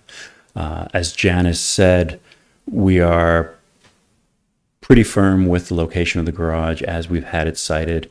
One of the other concerns was runoff, things like that. We've had an engineer, as part of the building package, develop a grading and erosion plan. So discharge will be taken care of. That's been looked at. Other consideration that went in regarding the landscape, particularly the swirls. We are fortunate to have many mature swirls on our piece of property. We specifically chose location of the driveway. We will not be disrupting any mature swirls. There is one small swirl that's in the footprint. It's about 4 feet tall. We plan to have that relocated on the property. So any of that disruption would be minimized as much as we could, from that standpoint. So I think, is that the end of our time? That is time. Thank you. Thank you. Our next speaker is Oscar Gomez. Good evening.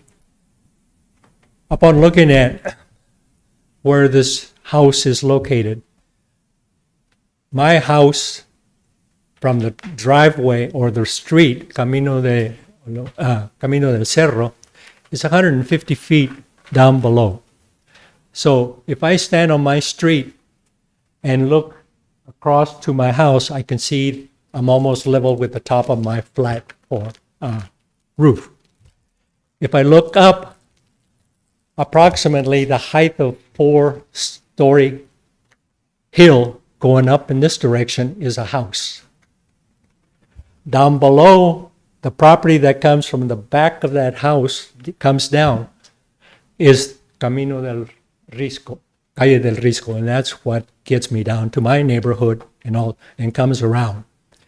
When you look at that house, the slope is about that angle.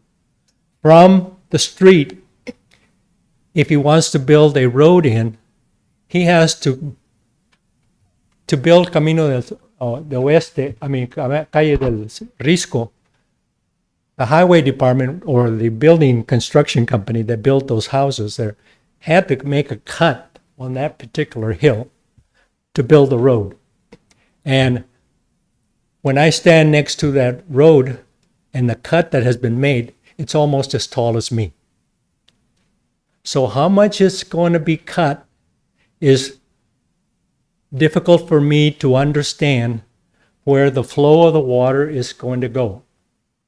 One of the reasons I'm concerned about the flow of the water is because a few years ago, water line broke right on underneath the road.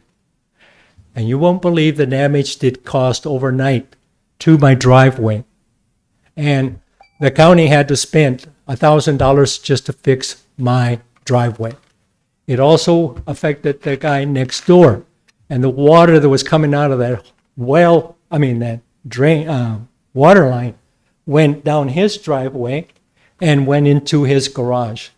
And the neighbor over there who's further down below, his water went down there and also affected his garage because they face the street. I'm concerned about the erosion more than anything else. Because where is the cut going to be made to allow this road to come up to his garage? There's no way that I can keep him from doing that. But where is the water going to go? The flow downward is pretty sharp. And how much dirt is going to have to be cut for him to have a flat spot to build a garage? And I don't know how big it's going to be. And where is all that water is a concern to me. Thank you. Thank you. Did we have any more speakers on this item? I mean, Administrator Lesher, maybe see if there's anything that our Development Services Department may want to add. If Chair Allen, Mr. Deputy board Director members. Brzezinski. Staff is supportive of the request. The reason we were supportive is that this area of where the proposed development is the flattest of a property that has lots of slopes to it. The item before the board is whether or not they can access to the north through that additional street, or whether or not they're going to have to cut and fill a driveway up to their existing driveway to the north.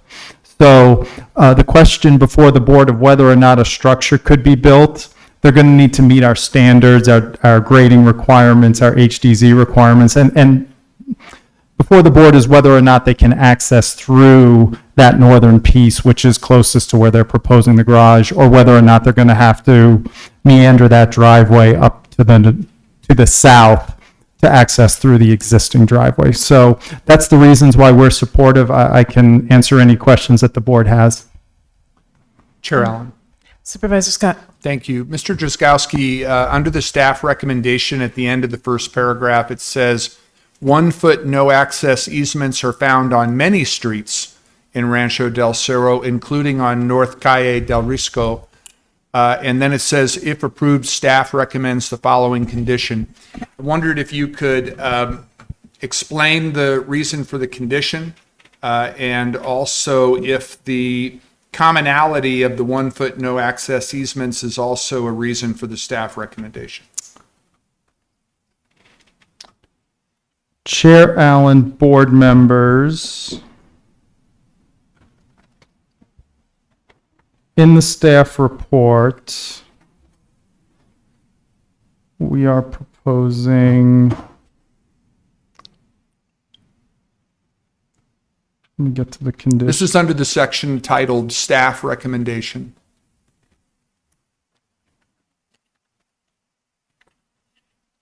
Staff recommends the following condition. The property owner will be required to process a formal right-of-way abandonment with Pima County for the limits of the driveway and removal of the 1 foot no access easement, and record a release of easement. Right, those are standard, that condition came from us to ensure that they go through the appropriate processes. Most of the time, these 1 foot no access easements and subdivisions that were developed years ago were really developed to protect what could be perceived as hillsides. Obviously, this is an area that is, the lot is steep with a hillside. So we did route this through our Department of Transportation and Flood Control District, and neither one of them had any objection to the request. If there would have been the potential for concerns from those departments, they would have been articulated in our staff report. And then just to follow up, the commonality of the 1 foot no access easements found in that subdivision is another reason for the staff recommendation. Chair Allen, Supervisor Scott, the reason we had 1 foot no access easements has changed over time. We added them, subdivisions that were developed in the 70s and 80s were added for different reasons than they are today. Gotcha. I think today they're more from a site visibility perspective, safe access control to ensure that driveways are located in appropriate locations.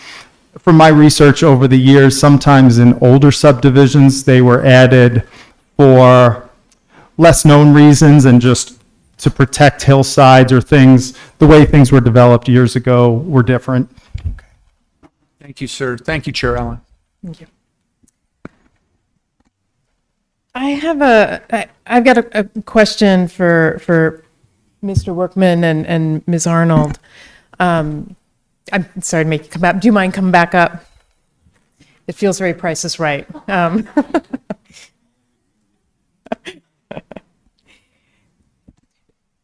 So I am, what I'm thinking about is suggesting that we continue this item to our next meeting, which is in 2 weeks. I saw your sigh. And this is why. I absolutely understand that this is your property, right? You need to build a garage. You gotta get a driveway to it. And from what I've heard from you and what I've read, that your site selection is that you selected the site that has the least impact to native plants, and the shortest distance for road. I also know, and you found a house in a gem of a neighborhood. I have been out, met with the neighbors, and it is a beautiful little kind of hidden place. And so I think my objective is that if it is possible, right, because property, right, owning our homes and doing what we want on our home, is a piece of it. But, having good neighbors and having a good relationship with neighbors is really helpful, right? Neighbors are the ones who help us out. We look after one another, and it is a beautiful place that you live in. And so if there is a way that we could figure out, whether it be, if there were any other options, you can say, obviously you are in all right to be like, nope, this is it. That's what we want. But if there is any way in which we could come up with some conditions that might be amenable to the neighbors, that could minimize some of the concerns, so that we can get to sort of a win-win-ish. I would hope that we could take 2 weeks to try to do that, if you would be amenable to sitting down. We're happy to come. We could sort of see who else we might be able to get to help have that conversation. Would you be open to that? Of course, rather than having a vote of no tonight. Yes, if it's 2 weeks, certainly we would accommodate that, because there are still, as our one neighbor that's present is thinking the driveway is going to be in one spot, which is, I believe, right across from your driveway somewhat, where that embankment is that they cut originally. Our proposed driveway is 65 feet further up the road towards the corner where there is no embankment. Yes. Okay. When I see the stake there, I have wash going in there, and where the stake is, you're looking at the neighbor's property as part of the slope on the other side. Straight up, it takes you straight up. Yes, and the wash is not on our property, it is further beyond. Okay. So if I'm sorry, I don't want to interrupt. We'll do this later. That's fine. That was my question, and I appreciate your willingness. And so I will move to continue this item until the next board meeting. Second. Seconded by Supervisor Hines. Discussion? All those in favor? Aye. Clarifying question? In terms of, you had mentioned about meeting, do we work with your chief of staff to set something up before the next? Yep, he actually just came right on out. Oh, okay. To just try to make it happen. Okay. Okay, very good. Yeah. Okay. Those opposed? All right. Motion passes 5-0. Madam Chair? Supervisor Christie. Yeah, just as a quick note, I can't see from my vantage point, is Director Constance Hargrove here? Yes. Perhaps we can remember maybe to move up her item as well, so she won't have to suffer and endure what we're going through. Yes. That's your discretion, but I'm just suggesting we be aware of that. Yes. We have, so just as a little roadmap, we are going to consider the consent agenda because we have somebody here for consent. And then we have 3 staff, I believe, here for addendum items 2, 3, and 21. So that's going to be, we're going to go with consent first, and then we'll go to, oh, I'm sorry, and I skipped one. We have hearing item number 17. First, we're going to go to 17, then we'll go to consent, and then we'll hit those other 3 items. So I'm going to call up On hearing item number 17, this is two hearings, two items, and we have a speaker for it, Craig Courtney. Chair, board members, I'm Craig Courtney. I represent the owner of Lot 4 requesting this extension. We've worked with staff briefly. Staff has come up with a good report. We're supportive of it, and we would like to just move forward based on their staff report. Thank you very much. If you have any questions, I'd be happy to answer. Okay. Any questions for our Chair Allen? Supervisor Scott? I don't have any questions for Mr. Courtney, but I did want to thank through both Mr. DeBonis and Mr. Drzgowski, Mr. Donaldson from your department, because a lot of the history related to this development predates my time on the board. Even though the first extension, I think, was one of the first meetings that I had when I was a supervisor in 2021, some of the pre-2021 stuff I needed an update, and Mr. Donaldson gave a very detailed response, and I was grateful for that. So please pass that on to him, Tom. I will, thank you. I must comment, it was going down memory path. I got to read it too. The printout of the staff report was by a history of how this property evolved and all the effort and energy that staff over the years have put into it. So I do thank you for that memory. Chair Allen. I move that we close the first public hearing and approve the staff recommendation against closure. Second. Seconded by Supervisor Hines. Any further discussion? All those in favor? Aye. Opposed? Item passes 5-0. Chair Allen. Supervisor Scott. I also move that we close the second public hearing and approve the staff recommendation of a 5-year time extension subject to modified standard and special conditions. Second. Seconded by Supervisor Hines. Discussion? All those in favor? Aye. Opposed? Item passes 5-0. All right. Now we're going to hop not too far over to agenda item 20. This is approval of the consent calendar.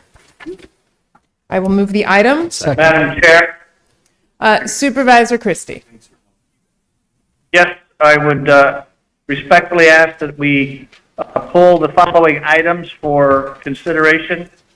Items 1 through 8, 15, 16, and 23. Okay. I am going to did we modify my motion to approve the consent calendar with the subtractions of items 1 through 8, 15, 16, and 23. Also second. Seconded by Supervisor Hines. Any discussion? Chair Allen. Supervisor Scott. Just wanted to thank the county attorney for her response to some written questions I had about consent agenda item number 9. Really appreciated her response. And serendipitously, I had a podcast episode yesterday, Mr. Holmes, with our staff from Grants Management and Innovation, and they answered the second part of my question. So it all worked out. Further discussion? All those in favor? Aye. Opposed? Madam Chair? Item passes 5-0. Supervisor Christie? Yes, I would like to move that items 1 through 5 be considered together. Second. Seconded by Supervisor Hines. Discussion. All those in favor? Aye. Is opposed? Items 1 through 5 on the consent calendar pass 5-0. Beg your pardon, Madam Chair. Yes. Madam Chair, I Was a Oh, vote that was no a for me on down 1 vote? through 5? Sorry, your thumb sort of Yes. some hovering in the middle. Okay, so Madam Chair, can I have a point of clarification? Yes. While Supervisor Christie, did he mean items 1 through 8, or is it just 1 through 5? 1 through 5. Okay, so clarification then, items 1 through 5 of the consent calendar passed 4-1. And Madam Chair, the balance of 1 through 8, which would be 6, 7, and 8, I ask be considered together as well. Second. Seconded by Supervisor Hines. Discussion. All those in favor? Madam Chair? Oh, discussion. Okay. I'm sorry, are you voting? Well, are we able to discuss this item now, or are we voting to go to address 6, 7, and 8 together?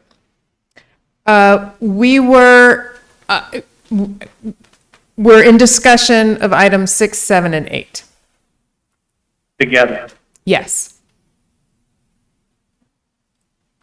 All those in favor? Aye. Aye. Opposed? Now, is there going to be discussion on 6, 7, and 8? No, we're voting. He made the motion, I second his motion. I think we're confused. Well, I know we're confused. Were you wanting to so I just did a vote. I think we may have a little delay, which might be causing this confusion. We just voted on I it. apologize. I wanted to consider 6, 7, and 8 together, and then I have some questions on them.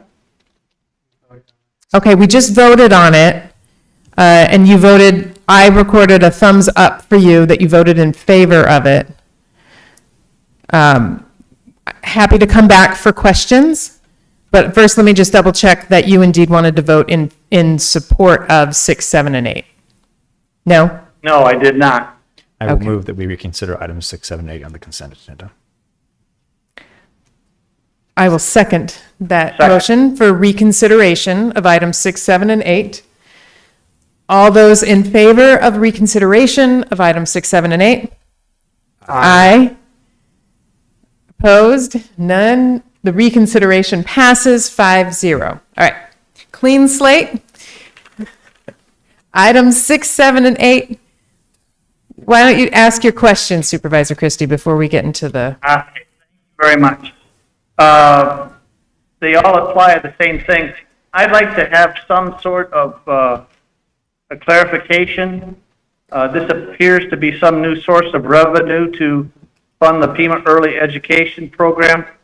Could I get an explanation of what the CWD PEEP Special Revenue Fund is?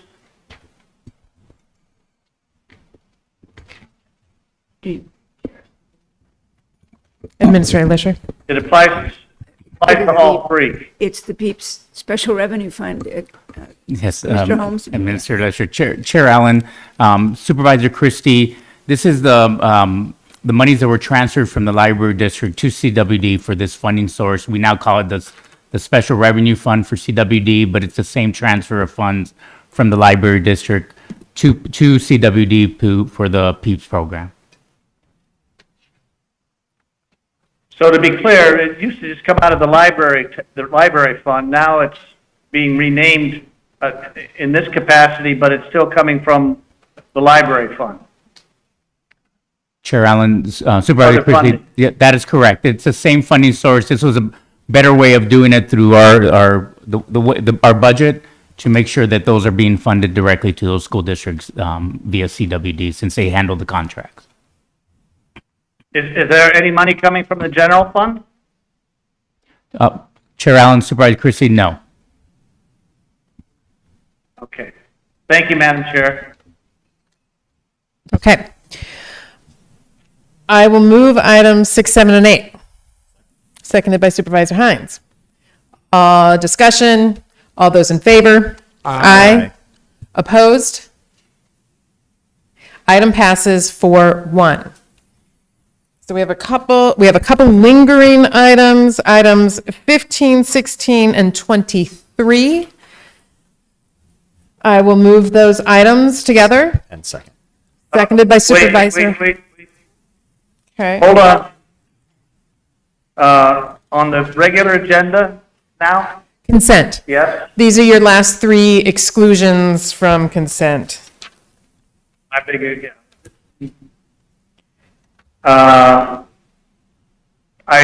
So we are going to be voting on 15 and 16? And 23.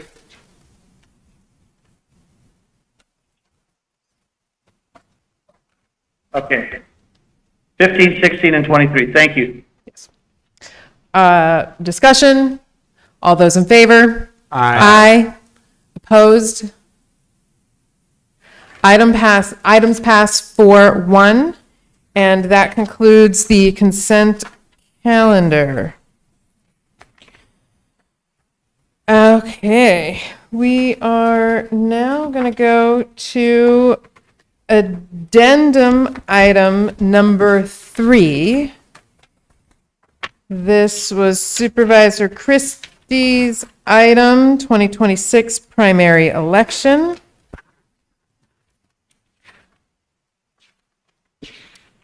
Thank you, Madam Chair. I'm disappointed. It's unfortunate that our recorder chose not to attend tonight, especially since the primary election is 1 week away. We would have liked to have had the opportunity to learn about and be given an update on several items. I'll just mention them here now, and the recorder asked that I send them to her personally, and she'll respond. But some of the issues that I would have liked to have heard from the recorder is what she is thinking of the volume of voters at early voting sites, what she is thinking of the operational aspects of in-person voting versus ballot drop-offs, and why isn't the new ID verified early ballot drop-off process being offered at early voting sites. I would have liked to have heard about the deployment of the recorder's vote-mobile, and it was particularly when the recorder stated that the vote-mobile will be available throughout Pima County. Yet her website, her website station states that the vote-mobile will make only 4 stops, all in District 3. I want to thank Constance Hargrove for her willingness to be here tonight. She's always available. She's always most amenable to answering questions. So, Madam Director, I think just a couple of questions. Has the recorder's new policy of the no privacy envelope for the return of ballots aided in your office's receiving an ability to faster tabulate the ballots? Are you seeing a notable improvement in the tabulation? Chair Allen, Supervisor Christie, point of clarification, are you referring to my office receiving the affidavits from the recorder's office, or the process of actually tabulating the ballots? The processing, not the tabulation. So the answer would be yes. Okay. So Chair Allen, Supervisor Christie, it doesn't affect us one way or the other. We would not have received the outer envelope most of the time anyway. They removed the outer envelope to scan for the signature, to do signature verification. So our process is actually the same. I see. Okay. Also, can you kind of give us a, 30,000 foot or a thumbnail sketch on what can voters expect when they arrive to drop off a ballot? One of the things that we've been noticing on the statements is that sufficient ID is listed in the process, and if we could have a definition of what sufficient ID is, so that when folks go to show up, they can show up prepared.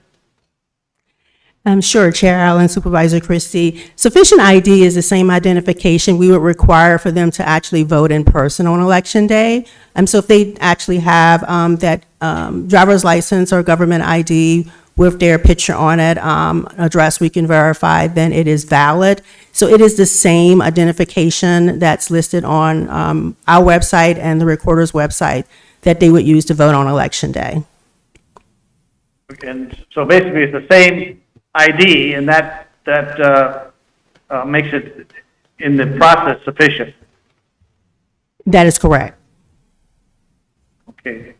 And I've also been looking at this Elections Oversight Task Force, and I don't see my colleague Supervisor Scott, but I'd just like to, since he's the county's representative or the board's representative to this task force, I'm just wondering, Ms. Lesher, are you involved on the meetings with that task force? Chair Allen, Supervisor Christie, yes, there's been one meeting.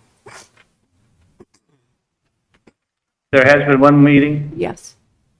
And has the task force determined if the Emergency Operations Center will need to be opened on Election Day? The question, we're asking questions about the elections task force. I don't think we have made a determination. I know that he was asking you, but now that you're back, I don't want to step on yours. Supervisor Christie, I apologize. I had to step away from the dais for a moment. We just got notification today that there was a special part of Microsoft Teams set aside in case the group needed to come together quickly. We did, as Ms. Lesher said, only have one meeting, but everybody who was appointed attended the meeting, including Mr. Strabela as the representative of the Election Integrity Commission. And we talked about circumstances under which the group might be convened again and how quickly the group could be convened if it was determined that they needed to meet. And I would just ask, since the county administrator had designated Deputy County Administrator Holmes as the chair of the group, and he presided over our one meeting, Mr. Holmes, anything that I left out in my description of what we discussed? Supervisor Scott, in reference to also Supervisor, Christie. No, nothing that you left out. I think the whole purpose of that initial meeting was to really just determine what are situations that may arise that would require the group to gather and get together and really be an extension of communications and any kind of emergencies that would have to happen on behalf of the county for the recorder and our elections director as things are going on during the election. If anything was to occur, we had a team available and ready to meet and deal with any situation that may arise. Well, that was going to lead into my second question, Madam Chair, to maybe perhaps Mr. Holmes could best answer it. Has this task force determined what the Emergency Operations Center will need to, what will activate it? What will need to make this EOC operate in your estimation? And basically, what is its function again? Madam, Mr. Vice Chair and Supervisor Christie, again, the task force was pulled together so that we have a group of people representing every aspect of elections here. We have the recorder, elections, the board, the EIC, communications, the county attorney's office, IT, facilities management, so that we know that if at any point we find, as we're preparing for the election, that we need to get communications out about a topic, depending on what it might be. IT is there in case we have an outage in a certain area, if we have weather concerns, or if we need to. Could you give me an example? Could you give me an example of what might? As I'm doing right now, if the power goes out in a part of the community, if there is a storm, if there are concerns, if there are lines, whatever we might need to communicate. The belief was if we can convene the task force now, simply so people are all in the room together. We can set up the system that allows for quick communication so that if something were to happen and we need to convene a group of people, we're not doing it for the very first time and trying to establish those communication networks the day that there is a concern. The only other action we did a little bit at that meeting was Mr.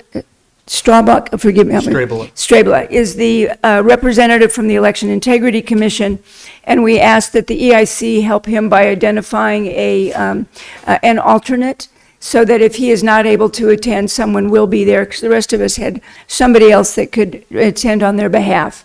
And so we did that, but I think at this point, as I say, the action at the meeting that occurred at that meeting was making sure we could set up a communication system which is in place should it be needed now.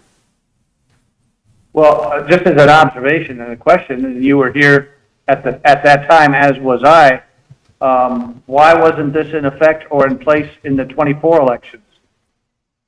We've been Chair Allen and Supervisor Christie, I think that it was not in place, and one of the things that we've discovered through other elections is that there are times during the day of the election where we wish we had a rapid response network or some ability to communicate, to get together on Teams calls, or to know where people are going to be, to know that if the EOC could stand up, that we know how to do it quickly. So what we've learned from our communications in 22 and 24 and other elections is that we hope this group never has to meet again, but it is in place if it is needed. And Madam Chair, Ms. Lesher, you indicated that that group or the actual committee has met once this year already. Are there any minutes available of that meeting? Chair Allen and Supervisor Christie, there are not, but there is communication, there is information that we can put those together for you and post them. There was no real action taken other than the conversation and discussion. What we can also make sure we do is if and when the group meets again, to make sure that we are making that available to people and knowledgeable in case any of the board offices would like to attend as well. Okay, and again, my thanks to Ms. Hargrove for her presence and for her availability. Much appreciated. As I said, she's always been that way, and thank you, Madam Chair. Chair Allen? Chair Allen, Supervisor Christie, if you don't mind, I have a couple of other things that I would like to share and maybe expand on the ID verify with the early ballots, if that is amenable to it. Okay. So as far as the ID verify, we have identified about 7 vote centers that we think may have increased lines, possibly with individuals wanting to drop off early ballots. So we have actually sent them an additional poll book to be able to accommodate that, and we have some additional backup poll books ready for any other locations that have increased drop off if individuals are just kind of holding on to their ballots until election day. So we plan to do that. We do plan to report those numbers out separately. We are required to report on election night how many early ballots are dropped off at polling places, and we will report that. We will have a separate column for ID verify early ballots that have been dropped off, as well as when we begin to process those ballots. We have created a process where we can report those separately, so you and the public will be able to see what we received and how quickly that turnaround was for us processing them. In addition to that, I know there's been a lot of information and questions floating around about the DOJ, the Department of Justice. Yes, we did receive a letter from the Department of Justice. It was in reference to Section 203 with bilingual language accessibility. And I did respond to that letter today. We will have monitors here in Pima County on election day. We have had monitors here since 2022, so since I've been here. And I've been in contact with the chief deputy there, and he sent me the contact of the person that will be on the ground here in Pima County, and I will speak to that person on tomorrow. They plan to send about 4 to 6 individuals here to assess whether or not we are in compliance with providing assistance to bilingual voters. And in addition to that, I mean, there have been a lot of questions about security. There are always questions about security. We plan for security every year, every election.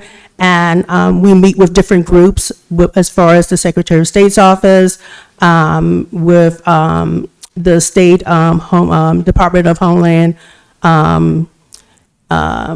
Just drew a blank here. Guess getting a little late here. Anyway, Homeland Security and different groups as far as, and we meet within Pima County as well to discuss different types of security needs that we may have on election day.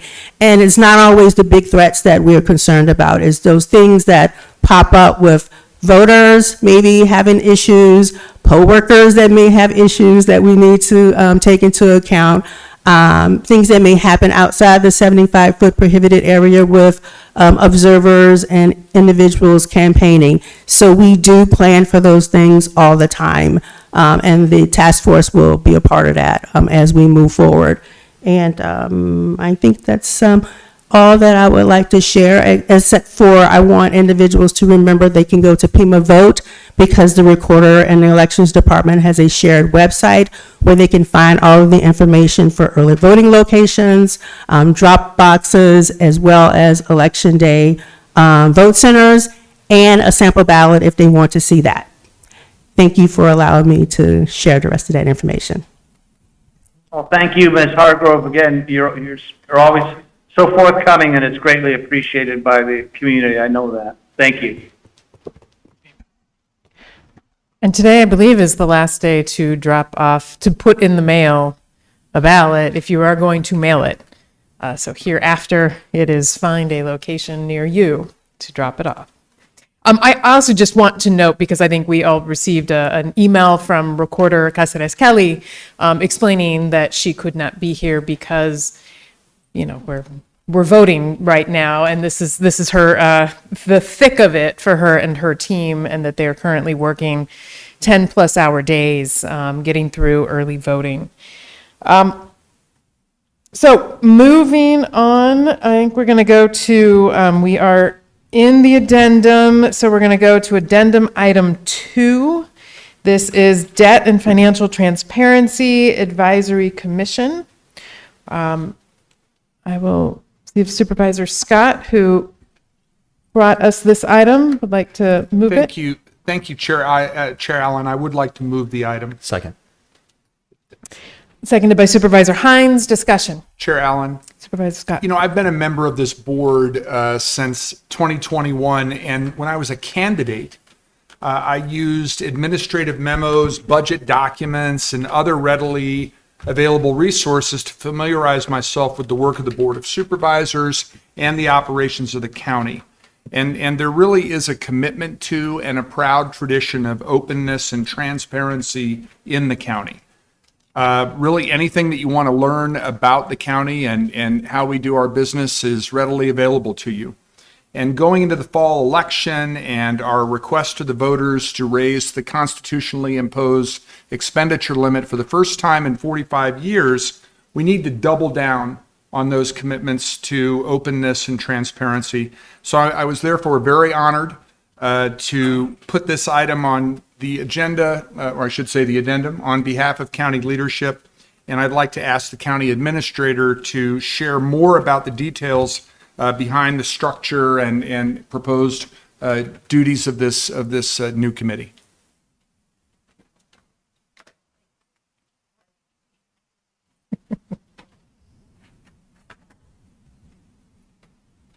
Thank you, Chair Allen and Supervisor Scott. Yes, what we have been in working with folks in the community, as you point out, we look to make sure that all is transparent. As we deal with issues related to finance, we hear 3 things quite regularly that people are looking for: transparency, accountability, and some specificity. And this is part of what we are doing to make sure that we're covered in the realm of of accountability.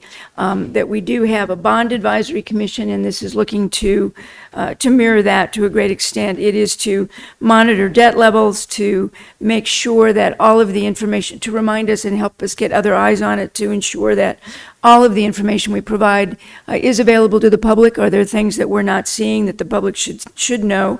It is designed to help encourage best practices in fiscal transparency, our long-term financial planning, and then to work with the board and all of us to help recommend any improvements to our financial reporting and public engagement. It is designed to be 6 members, 1 appointed by each of the supervisors, 1 appointed by me, with the Director of Finance and Risk Management serving as an ex officio member.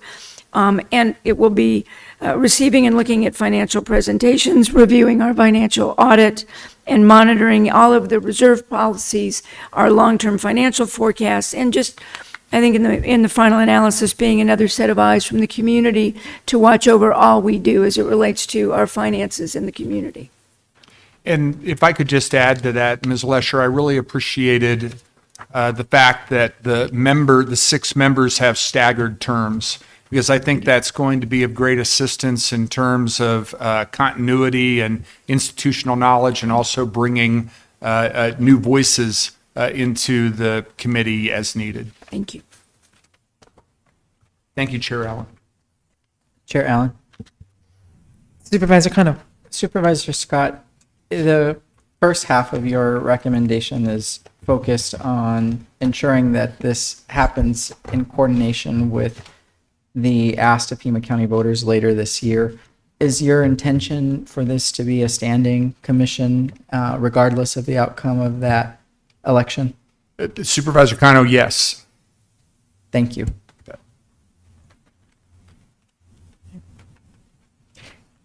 You know, I will just add that the memo that accompanied the outline for the creation of this commission that Administrator Lesher had distributed, I think it is impressive, right? It speaks to the degrees of transparency and all of the documents, be it from financial to operational and everything in between, that are accessible and where in fact to find them. So I really appreciated that memo and putting all of that together in one place. So thank you.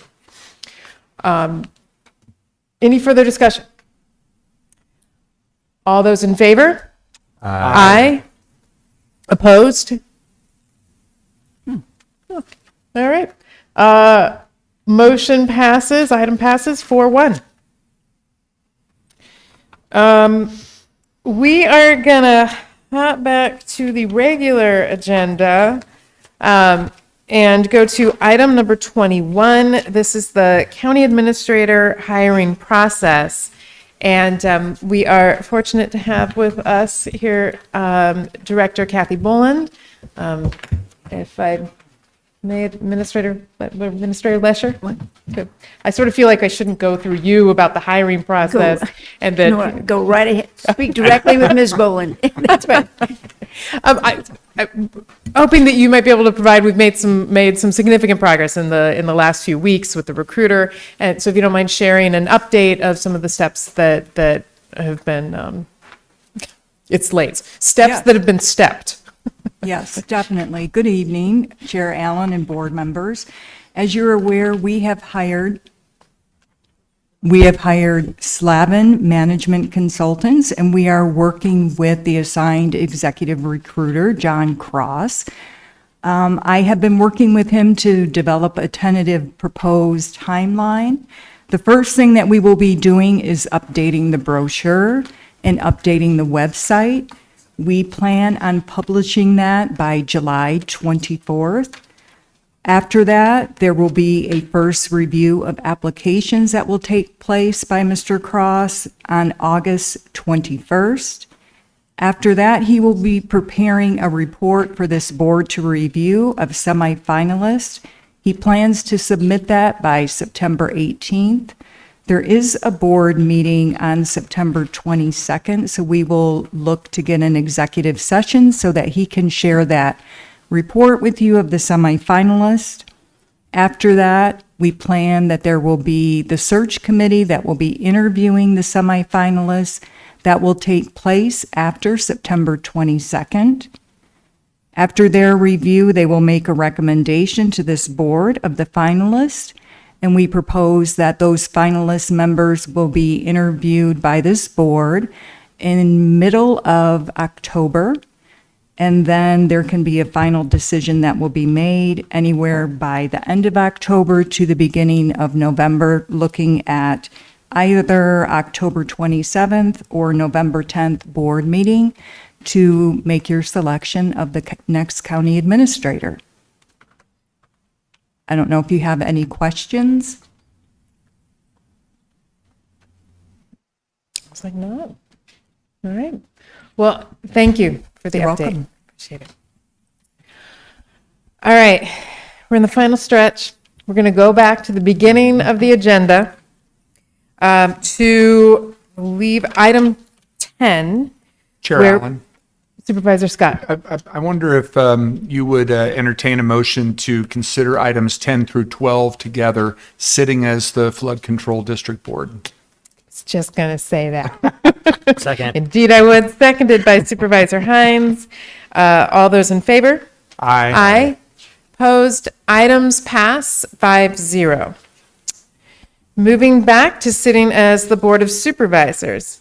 I am going to suggest that we cluster items 13, 14, 15, 16 together. Ooh, we can do that with hearings? I- Wow, you I- learn something new every day. I asked, and indeed, I was told yes. Wow, I didn't get to do that when I was the chair, Mr. Brown. So is there anyone here who wishes to speak to items 13 through 16? Hearing none, we will close the public hearings, and I will move to approve these permits. Second. Seconded by Supervisor Hines. Any discussion? All those in favor? Aye. Aye. Opposed? Items pass 5-0. We will now move to item number 19. This is a hearing, and it is a hearing only. It's a roadway development impact fee audit for fiscal year 23 and 24. Is there anyone present who wishes to speak on this item? All right. Hearing none, we'll move to close the public hearing. Second. Seconded by Supervisor Hines. All those in favor? Aye. Aye. Opposed? Item passes, or closing of the hearing is completed 5-0. I'm not sure we actually had to take action, but we're overzealous on our actioning. That leaves us with item number, on the addendum, item number 1. This is the Board of 23. Oh, yeah. Item 23, Southern Arizona Rescue Association. Supervisor Scott, this was your item. I'm sorry, Christie. Supervisor Christie. Thank you, Madam Chair. This, of course, is an institution in Southern Arizona, the Southern Arizona Rescue Association. They save countless lives year after year for those that are trapped in life-threatening positions. They put their lives out in order to save other lives. Just as an aside, I read a great book about how this organization was founded back in the late 50s. There was a horrific snowstorm up on Mount Wrightson, and several Boy Scouts were on a hike up there, and they got trapped and went missing, and it was an absolute outpouring of community support to try to locate these missing, trapped Boy Scouts, and unfortunately, 3 of them perished in the storm, and it really brought the community, galvanized the community in the way that has never been seen before. And that was the beginning of the Southern Arizona Association, Rescue Association. Their funding is having a difficult time gathering steam due to various reasons. And what we're asking for is that the county administrator, maybe she already has, I don't know if there's a source, but at her discretion to identify a source and to continue the contract that we have with the Southern Arizona Rescue Association and give their approval for funding. Chair Allen. Supervisor Kano. Thank you. I have a number of questions about this item and was hoping that the county administrator and or a designee might be able to give us more information. My number one question is, is this a continuation of an existing contract? And if so, at what amount is the current contract? Let's start there. Chair Allen and Supervisor Kano, it is an existing contract.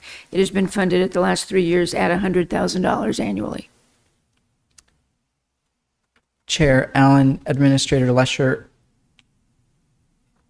were we in the middle of renewing this? How did this come from District 4? And it's not clear to me that the organization itself is requesting this.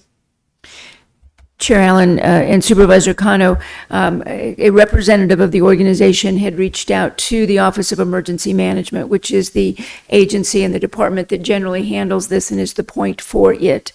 The staff of that organization pointed out rightfully that there's a lot of changes going on as we are looking at a loss of federal funding, and that they are transitioning staff and other positions within the organization from grants funding to the general fund, and it was not clear at the time that they were initially contacted that there would be the funding available as there was in the past. We were communicating then about whether or not we should simply move this forward with the general fund, and since Supervisor Christie had been working with the organization in the past, they placed the item on the agenda. I believe that's my understanding from my side, Supervisor Christie, if that's accurate, an accurate summary. Yeah, that's accurate. This item was pulled from the June 23rd agenda. The contract ended on June 30th, so your summary there is correct. Thank you. So let me just make sure that I understand this. Supervisor Christie, this is an organization that is facing fiscal challenges, including the loss of federal funding, and you're asking this board to hold this organization harmless. No, that's not the case. I'm asking that the county find the funding to fill in this gap until the original funding sources could be returned to. What original sources, Supervisor Christie? The original sources were from the federal government. Thank you. Chair Allen, Supervisor Scott. can someone refresh my memory? Why was the item pulled from the June 23rd agenda? That was something that Supervisor Christie just mentioned, and I didn't recall that. Chair Allen, Supervisor Scott, it was actually pulled from the draft agenda. Ah. And it was pulled by the director. Director contacted our office and asked us to pull it off of the draft agenda. Thank you. Okay, so we would not have known that if we weren't on the agenda committee. Yeah, Chair Allen, Supervisor Scott, the draft agenda did go out to the board offices. Okay. It was that Monday, and then it was pulled prior to it posting on Wednesday. And the OEM director made Yes. the request through county administration? Chair Allen, Supervisor Scott, she sent an email to our office Okay. to pull it off. All right. And the reason she asked it to be pulled was? Chair Allen, Supervisor Scott, she didn't give a reason. She just asked that it be If I may, I would like to turn to Deputy County Administrator Kazmar, who works with that director. Got it. Supervisor Scott, Chair Allen, yes, it was in the time, so just to be totally clear, I was in support of and gave direction to pull that item. It was really a timing issue when we were notified on the grant award amount, which was reduced by several $100,000.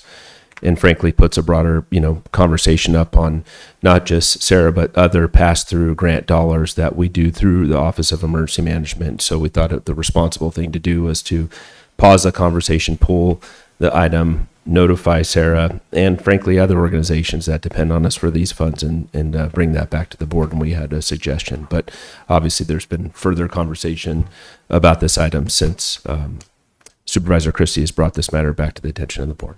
And just to follow up, this is an existing contract and it's been in place for three years. Chair Allen and Supervisor Scott, the current contract has been in place since '23, fiscal year ending '23.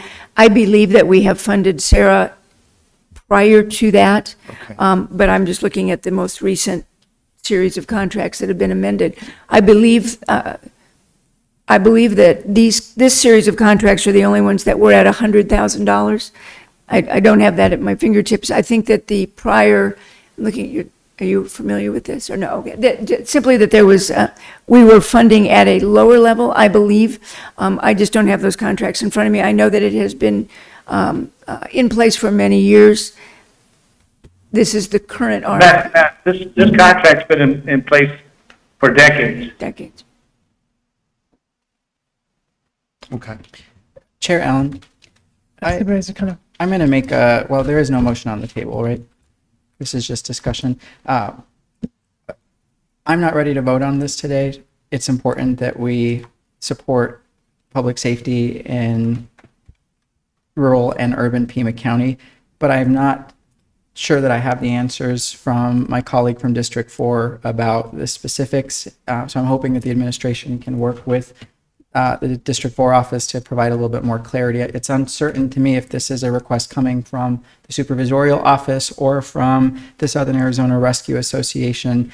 And we already at our last meeting made a decision to put some of this funding on hold until later in the fall when we can assess what the impacts of federal shortages would mean to nonprofits. I would much rather ensure that the emergency crisis fund be expanded in terms of categories eligible for funding, such as public safety, so that we are not awarding one entity over another in that robust process. And I also feel that I would like some greater clarity of this 100,000 amount, because I also just heard that it's a lower amount, the contract that we've had. So I just a history perhaps of what this funding source has been in years past. And it goes without saying that the operations that the Southern Arizona Rescue Association does throughout our county through volunteer leadership, require this board's consideration. But I certainly appreciate Supervisor Christie's desire to ensure that county taxpayer dollars go toward services that ultimately should be a federal expenditure that are now trickling down to local taxpayers, and appreciate you bringing that to our consideration. So I would move to table it until our first meeting in October. Can we still ask questions? Madam Chair? Supervisor Christie? Madam Chair, I'm just can the county administrator give any illumination as to why the federal funding has been jeopardized? Chair Allen and Supervisor Christie, we have been providing reports to the board. All of the grants across the board from the federal government have been in question, and we have been working with the county attorney's office, with our staff, and providing regular updates on where we thought we might be losing funding from over any number of grants across the board. This is one of the areas of federal funding that is jeopardized as we look at all of those grants across the board. Yeah, and to be clear, this isn't coming from District 4. It's not a supervisorial issue.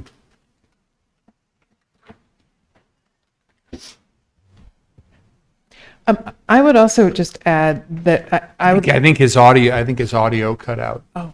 Hey, Supervisor Christie, the last part of your statement got cut off. You were saying it didn't come from your office, and then we didn't hear what you said after that. No, his audio's out.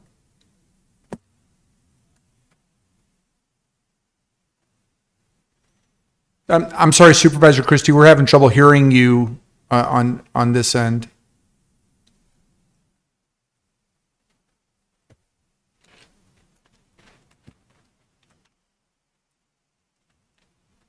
While he is connecting or figuring out the audio, can I just add an additional question? I think I had heard that there were other, that item was pulled from the draft agenda, and that there may have been other organizations who were previously funded through OEM, but have also been pulled back. I'd be curious to know who those other organizations were. Yeah. Administrator Lesher, Chair Allen.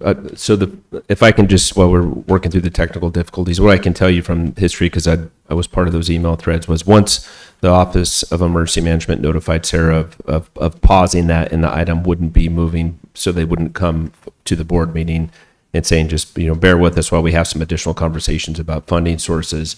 At that time, there was a conversation between Sarah leadership and District 4. So that's how the item came forward.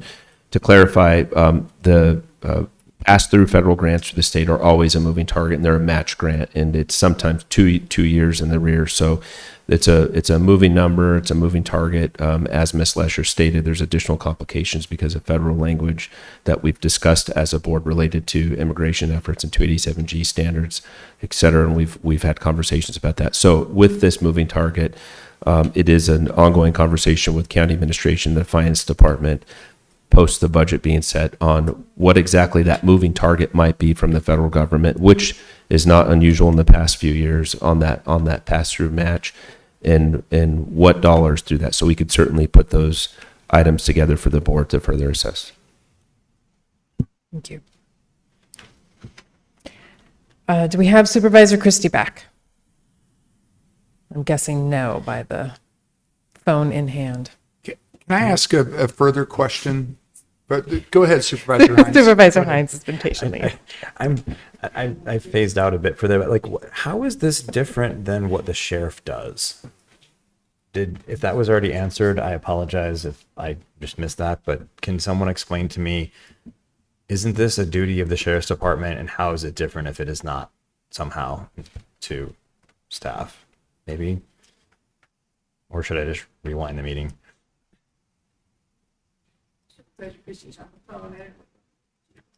Oh, put him on speaker. Supervisor Christie, you're on speaker if you can hear too.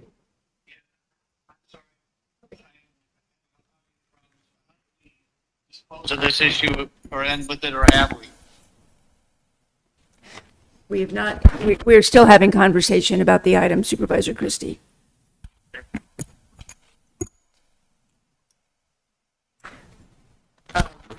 Okay, so, all right, so in terms of where we're at, there was a question about can you just restate your question? Sure. So can you just thumbnail sketch, how is this entity different than the search and rescue functionality that is currently within the sheriff's department? And if that was already answered, I apologize, but just could you clarify that for me and perhaps the 3.5 people that are monitoring this? Chair Allen and Supervisor Hines, and if we're going to be continuing the item, we can get a full report on what they do, what other groups do, and how this fills in those gaps. Okay, thank you. To bring us back, Supervisor Cano made a motion for continuation, I believe. I'll second that. Yes, Chair Allen, to the first meeting in October, and look forward to receiving information from Administrator Lesher in the form of a memo. I would also encourage us to send a unanimous letter of concern to the federal administration about the impact of this cut to an organization like the Southern Arizona Rescue Association, and hope that would be a unanimous letter. I'll still second, but why October? I'm happy to adjust the memo to, or the motion to, the first meeting in September. I think this is going to require a little bit of time, and ultimately that time frame is the same one that we provided to other regional nonprofits. Great. That we're asking this board to consider doing a third round of the emergency crisis fund. Okay. So I'm just kind of trying to get as close to that possible, and it goes without saying that we are facing tremendous federal cuts, and thank goodness for county taxpayers for being able to have the resources to be able to support nonprofits in this time of significant need. And still second with the September, first meeting September timeframe. Seconded by Supervisor Hines. Further discussion? Chair Allen, Supervisor Scott? I just wanted to ask Ms. Lesher or Deputy County Administrator Kasmar, when the June 23rd item was pulled, did administration have a date in mind as to when it was going to be put back on the agenda by administration? Given that the OEM director requested that it be pulled on June 23rd, did you all have a date in mind as to when you were going to put it back on the agenda? I did not. Okay.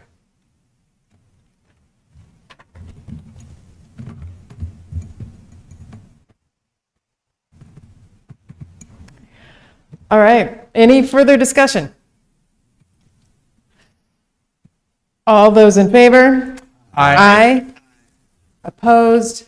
The item passes 5-0. Oh, sorry. Like the continuation. Yes, the continuation passes. Okay. All right, we have 3 items left. So the next item that is correct? Yes. Addendum item 1. This is us sitting as the Library District Board. This is a contract with Overdrive for $20 million over 4 years.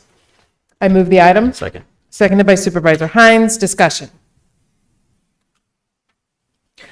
All those in favor? Aye. Aye. Opposed? Item passes 5-0. Moving on to addendum item number 4. This is a contract and award with Helping Ourselves Pursue Enrichment. I move the item. Second. Oh, and I'm sorry, we have returned to sitting as the Board of Supervisors. Seconded by Supervisor Hines. Any discussion? All those in favor? Aye. Opposed? Item passes 5-0. Item number 5, acceptance of a grant for CWD. I move the item. Second. Seconded by Supervisor Hines. Any discussion? All those in favor? Aye. Aye. Opposed? Item passes 4-1. And with that, I believe we have made it through our agendas. And we will adjourn the meeting. Although, Wow. I'm never doubting you again.